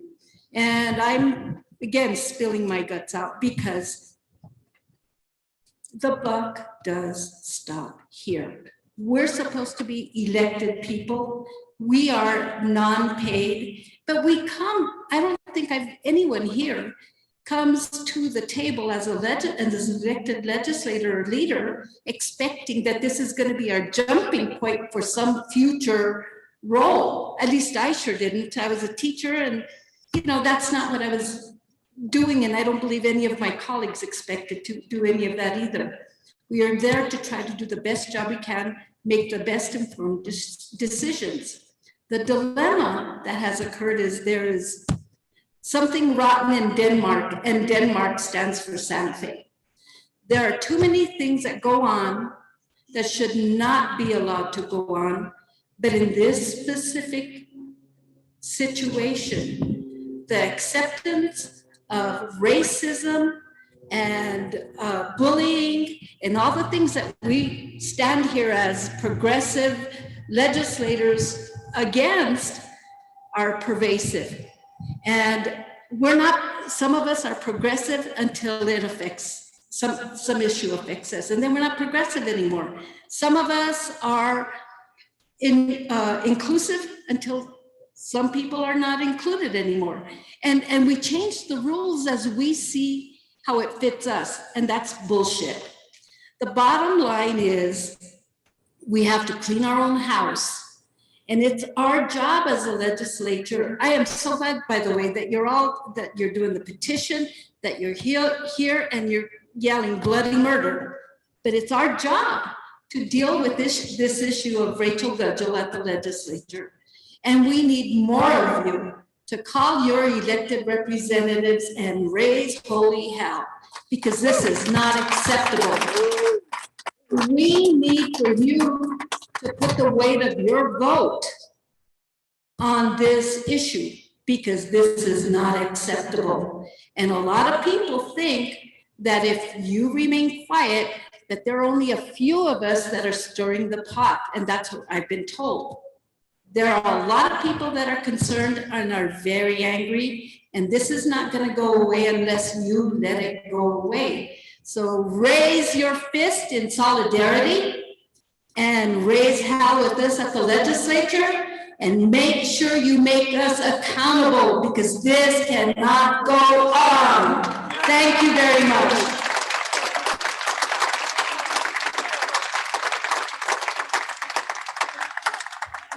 Thank you, Representative Trujillo. Out of respect for our guests that are legislators that drove from all across the part of the state, I want to introduce them individually. I want to start with Representative Roger Montoya that comes from northern New Mexico. Representative Montoya, thank you for being here with us today. I also want to recognize Representative Debbie Sariñana that comes from Albuquerque's Southeast Heights. Thank you for being here with us this morning. I want to recognize Brittany Barreras, Representative Barreras. Thank you for being here. Representative Linda Cerato, thank you for being here. She comes from the Taos area. Representative Trujillo, we saw Representative Trujillo. I want to recognize Representative Nathan Small that came all the way from Las Cruces, New Mexico. Representative Small, thank you. I want to recognize Representative Javier Martinez that represents this part of Albuquerque. Representative Martinez, thank you for joining us this morning. I want to recognize Representative Anthony Allison. Representative Anthony Allison is joining us this morning from his home in Farmington, New Mexico. I'm drawing blanks at this point. I want to recognize Representative Miguel Garcia that represents here in Albuquerque as well. I want to recognize Senator Harold Pope that represents Albuquerque as well.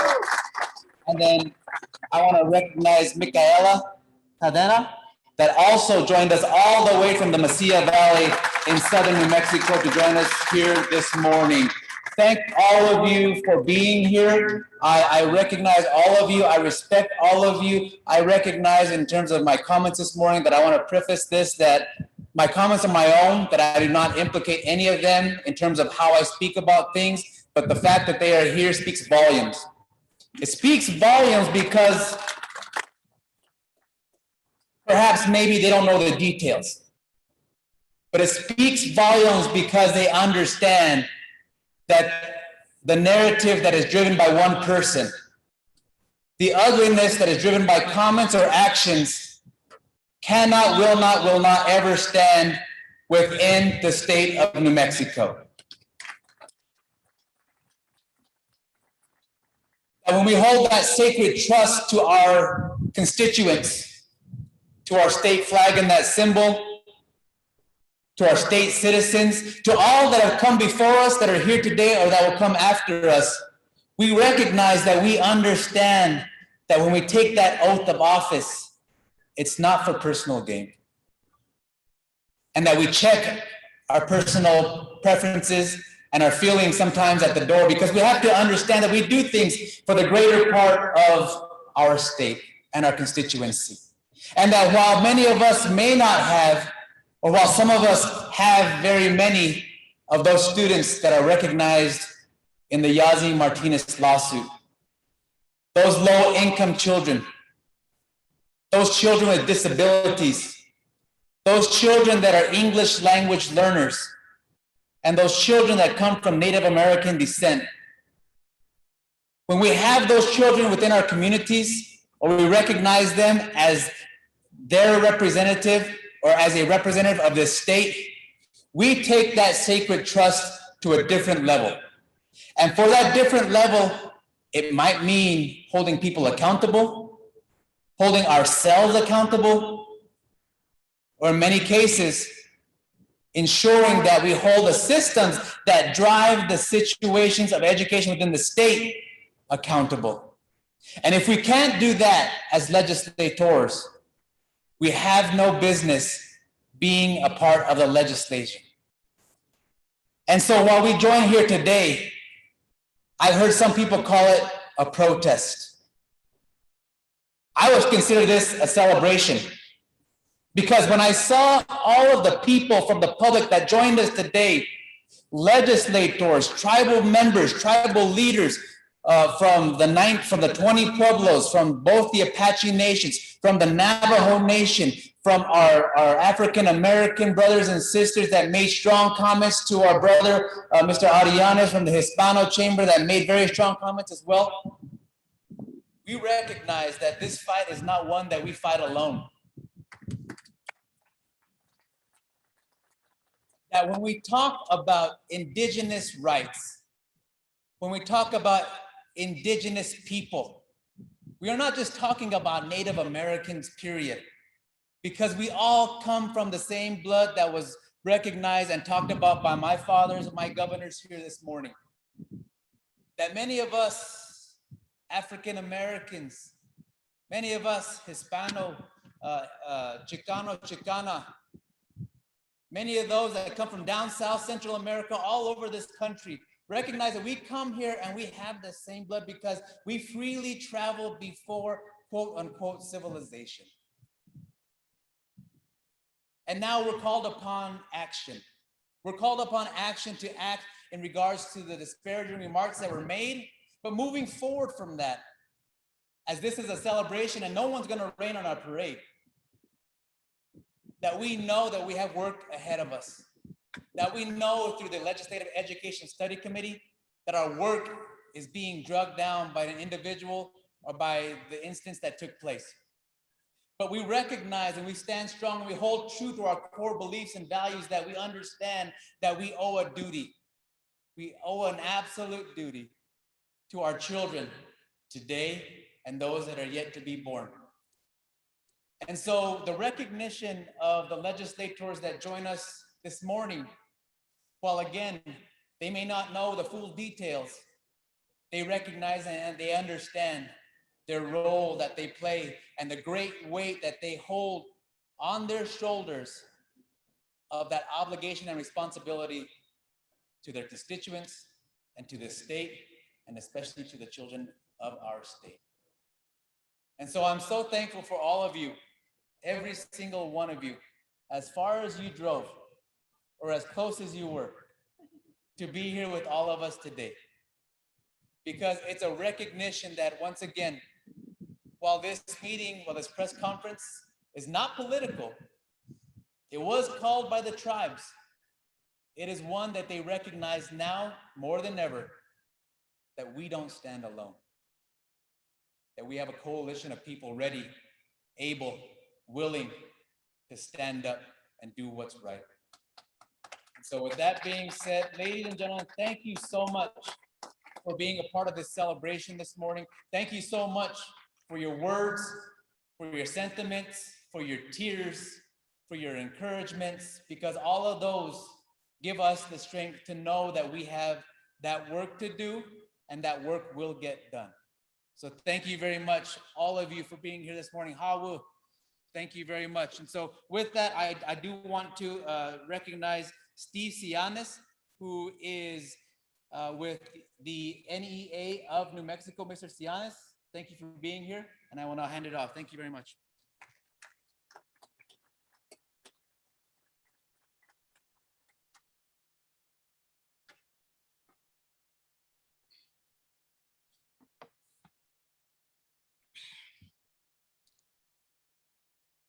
Well, it's 11:57. I'll say good morning, buenos dias, but I guess I can say good afternoon and buenas tardes. First, I would like to thank the Council of Governors and Pueblo tribal leaders for your invitation today to join this collective call to action. On behalf of our leadership and members, I'd like to say it's an honor for me to be here and be advocating for what we all know is the right thing to do. My name is Steve Cianes. I'm a parent of children attending public schools in Las Cruces. I'm also an educator and the Government Relations Director for the National Education Association, New Mexico. Combating institutional racism and advancing racial justice in education and beyond is at the forefront of NEA's vision to provide a great public school for every student. And because racism is complex and contentious, many of us are afraid to even broach this subject. Fear of opening a can of worms and making a mistake can be paralyzing. It often feels easier and safer to avoid the topic altogether. Instead of calling attention to racism, we too often wish it would just go away magically. But whatever you choose to talk about, to act upon it, or not, racism is here. And the more we avoid it, the more it grows. Silence and inaction reinforce the status quo. Avoidance speaks volumes. It communicates to our children, to our students of color, that racism doesn't matter enough to warrant attention. And by omission, invalidates their experiences, perspectives, identities, and lives. To advance real solutions, we need to address real problems. We have opportunities to constructively and productively address race. But these opportunities need to be thoughtfully created, seized, planned, and managed. One choice is to consciously or unconsciously, and passively perpetuate racism, while the other is to consciously and actively pursue active racial equity. Today, as we gather to express our frustration with institutional racism and seek to advance racial justice, we are actively pursuing racial equity. No need to tiptoe around it. We all know that does not work. Today, we join our voices and call for racial equity, for a system that is based on the principle of fair treatment of all people, resulting in fair opportunities and outcomes for everyone. Racial equity is not just the absence of discrimination, but also the presence of values and systems that ensure fairness and justice. Systematic equity, which affirmatively supports and ensures that fair treatment of all people is needed to supplant the system of racism. Yes, we have a daunting task in front of us, and we need to go in deep and systematically eradicate the roots of a racist system that for too long has plagued the lives of people of color, and especially our students of color. Until then, can we face each other with honesty and say, we have finally fulfilled the ever-eluding promise of equity and justice for all. Thank you.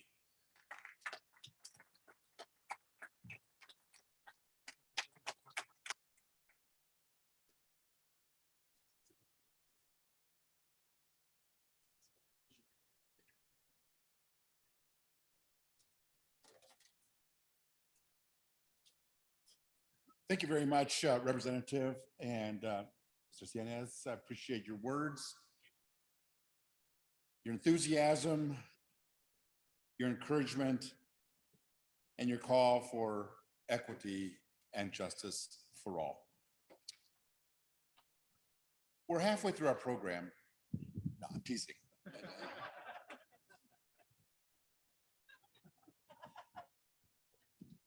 Actually, we are at the final agenda item in our program. Our last speaker is an amazing leader, a true advocate for Native children. He is someone known to many of us in his different roles, the responsibilities, programs, projects he's undertaken. He has been chief of staff to legislative leaders. He's been a Pueblo governor at the Pueblo of Cochiti. He currently leads the Leadership Institute on the campus of the Santa Fe Indian School. He is a friend. He's someone I met more than 50 years ago when we were students at Princeton University. He joins us now with a message of hope. Please welcome Mr. Regis Pickles.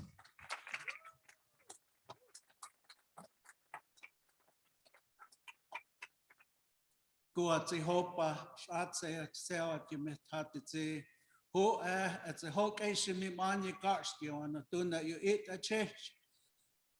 8 shall not kun you han, go it was cartridge in you. Honorable governors, tribal leaders, honorable members of the legislature, to our distinguished guests, to parents, students, and allies. Despite what we have heard that reflects a terrible state that we are in today, and despite my own personal protest to live a place that I love because of the kinds of people who are here today, to leave a place where I have dedicated half my life in protest, a protest against the institution that perpetuates what is not acceptable. It is a protest in support of members of the body who we call our allies. It is with that spirit and intent that despite my departure, I have moved into a realm to use my voice to emulate what the late Congressman John Lewis said, that when we see what is not right, when we see what is not fair, when we see what is unjust, it is our moral responsibility to respond, to do what is right. And in this time, as our leaders have spoken, it is a time where we collectively must stand up to do the right thing as part of a moral obligation in the protection of the most innocent, but who we all will depend to be our future caretakers. And despite this gloom today, despite my protest, we don't want to live here today to give any impression that there has not been the work of many members of the legislature, including the late speaker who had the honor of serving, to the many who no longer are with us physically in this space, but to those who follow in those footsteps to create their own legacy, to champion the rights of the most vulnerable people of our beloved state. That in my 40 years of service, I have been deeply blessed to bear witness that in the most complex of situations in our beloved state, that the conviction, the wisdom, and the vision of our honorable tribal leaders working with members of the legislature, working with members of the executive, that we have navigated through the most complex challenges in our history. In the mid-'80s, when President Reagan moved aggressively to create a state rights agenda, it reconfigured the long history of relationships between the federal government and our sovereign nations, refiguring that governmental framework with the federal government, the state government, and tribal governments. A time when legal scholars defined that states were the worst enemies of sovereign Indian nations. Why? Because there was an ongoing struggle and challenge to determine and define which sovereign had the greater power and authority. But the wisdom of tribal leaders, like the late President Windocino, the late Leonard Atoli, the late Governor Roland Johnson, the late Peter Pino, the late Speaker, the late Nick Salazar, the late Leo Watchman, the late Dr. Senator Pinto, and many others were able to put aside their differences, to devote, to fulfill a vision based on mutual interest as a defined common agenda, to seek and do the heavy lifting, to create and strengthen relationships. And it began with challenging and responding to the most vulnerable children, those Native children caught up in a system, those abused and neglected. It resulted in creating comedy and parody between tribal judges and state judges and tribal courts and state courts, created a judicial consortium as the basis for frank and honest discussions, to articulate new policies and laws to respond to those challenges. They did the same in looking at how, after the United States Supreme Court defined the double taxation, that both sovereigns of the state and the nations had the same right to tax the same activity. And they came together through a complex web to define a mutual agreement that both could benefit, not at the expense of one or the other. The late Peterson Zaw,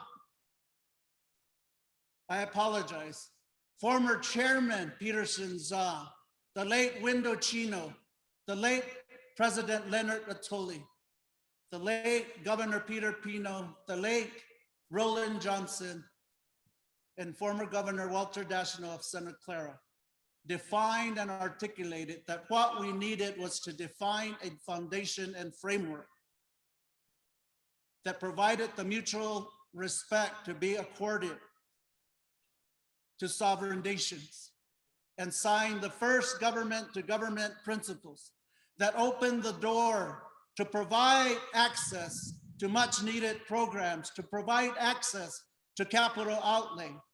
But that was not easy. They moved into the environmental regulatory realm to create mutual agreements for the regulation in the preservation and protection of our environment.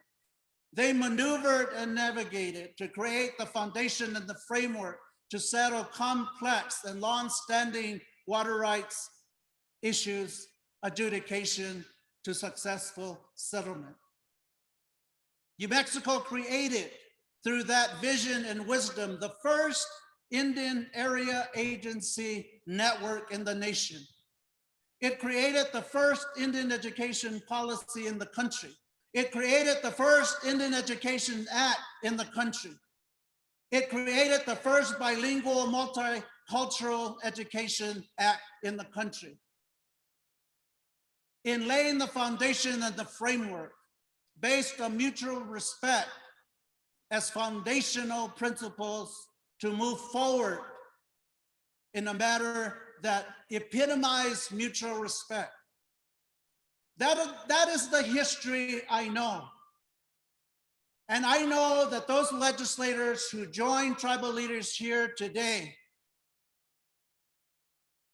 will not accept anything less than continue to move forward in the fulfillment of the kind of mutual respect in defining the mutual foundation as a common agenda to move forward in a way that realizes that unless we work together, we will not realize the mutually desirable outcomes on behalf of all citizens of our beautiful land of enchantment. And I know that they know that when we fail, that spirit that we celebrate will be diminished. Representative Lanty has said that failure is very expensive. Failure is not expensive in the way that we may immediately reflect that it's about money. It is about what is at the heart of our shared humanity. And given where we were just 40 years ago, where we are today, with a landscape that we have created, a landscape that we have manicured, in ways that shares the kind of celebration of who we are.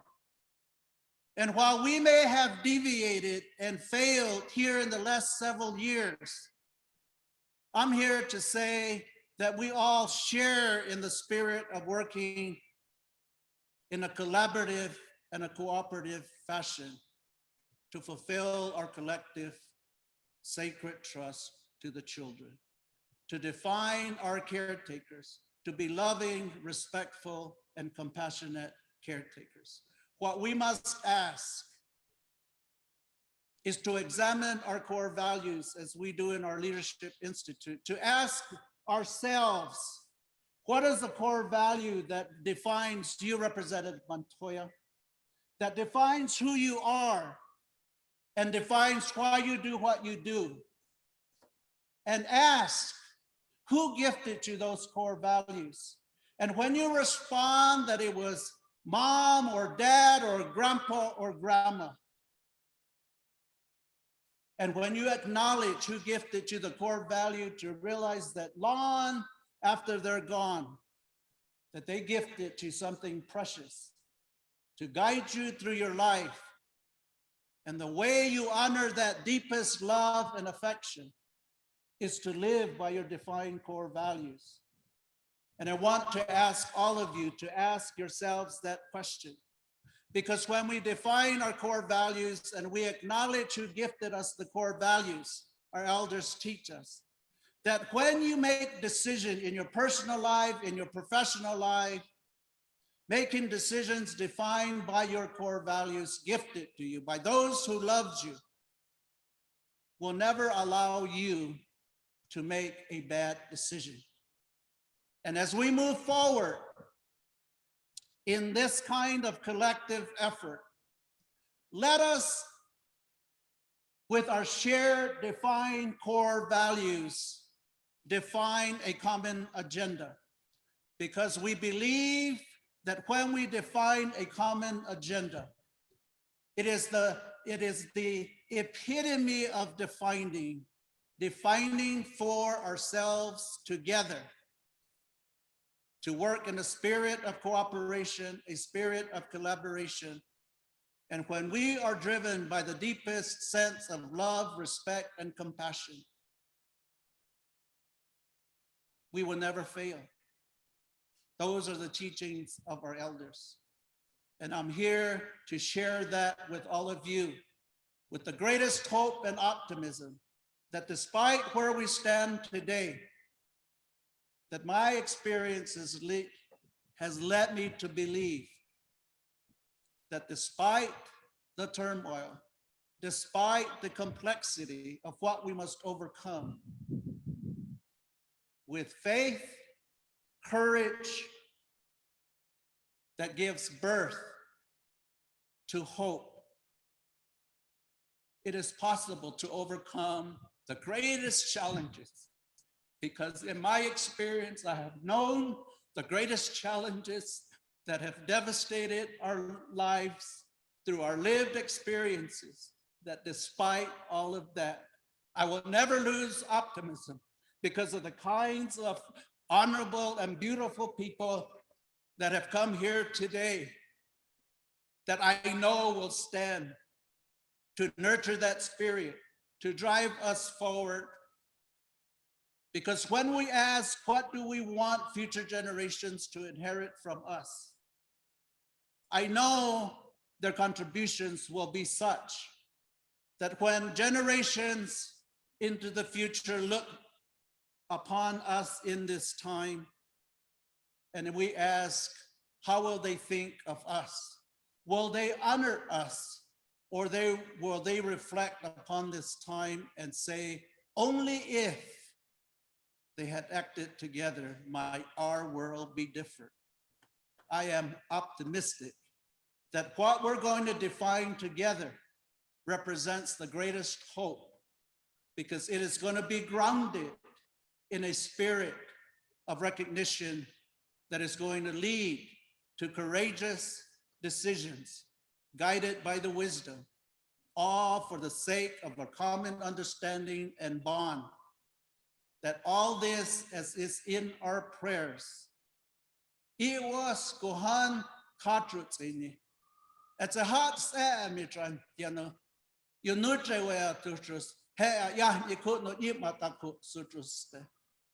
because what we do that defines the future inheritance of our children.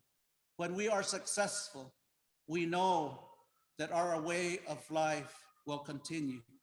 And so with that, I see the great folks from the Center of Law and Poverty led by Sharisa and Sovereign Hager.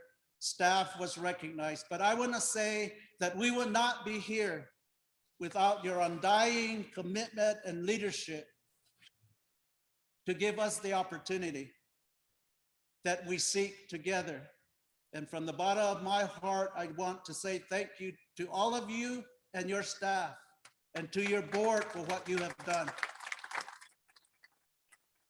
And so with that, I hope we can leave here today renewed in our convictions and driven by a sense of spirit that we are all in this together to create the kind of place that we all come home driven by a deep sense of love for this place.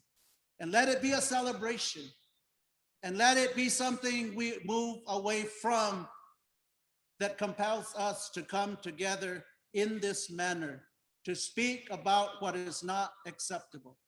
And to you, Mr. Chairman, and to the honorable governors and our respective tribal leaders, we cannot say enough for your leadership, for your vision and your wisdom to bring us all together on this day to define how we will move forward. And how we are going to move forward is an internal spirit of optimism that I see because of what I have experienced and bear witness to in the last 40 years by your predecessors at every level. Hartstemme, kukuitme, trapatstia hopa, kujitre amatsi. It's a cottage cheat, a kukash kaya nikut. Hopa saamata. Yeah, me translutrus. Ian.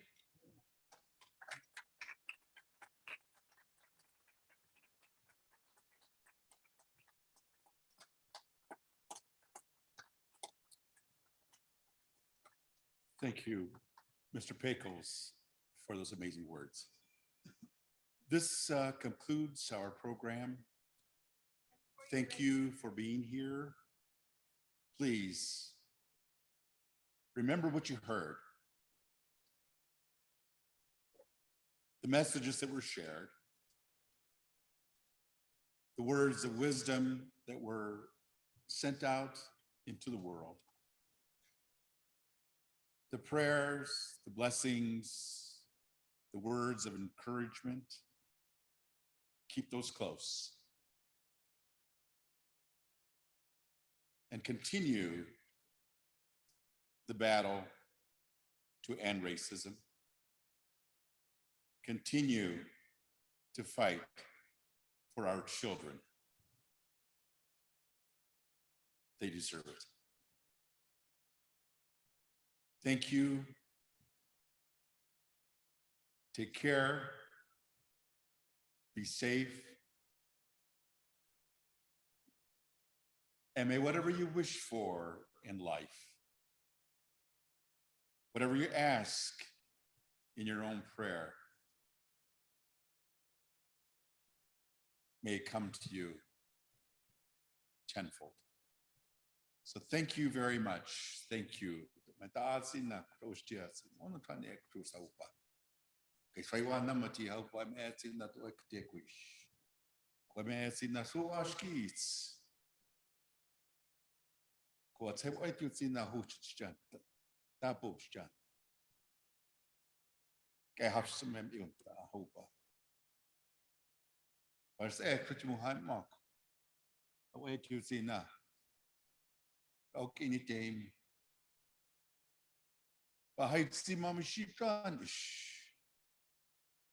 Now I finish. I'm at the in the house with dance in the cheek. Why man that's in the cushion? Why man in the house extra water? the odds in. Saan How can you tame me? Gigi it. Nayat it. Jumot it. What's him acting as Ashuchan? Tawai. Taiwan Namati. Ratsante Cruz. How we hope about that in the shots. Thank you very much.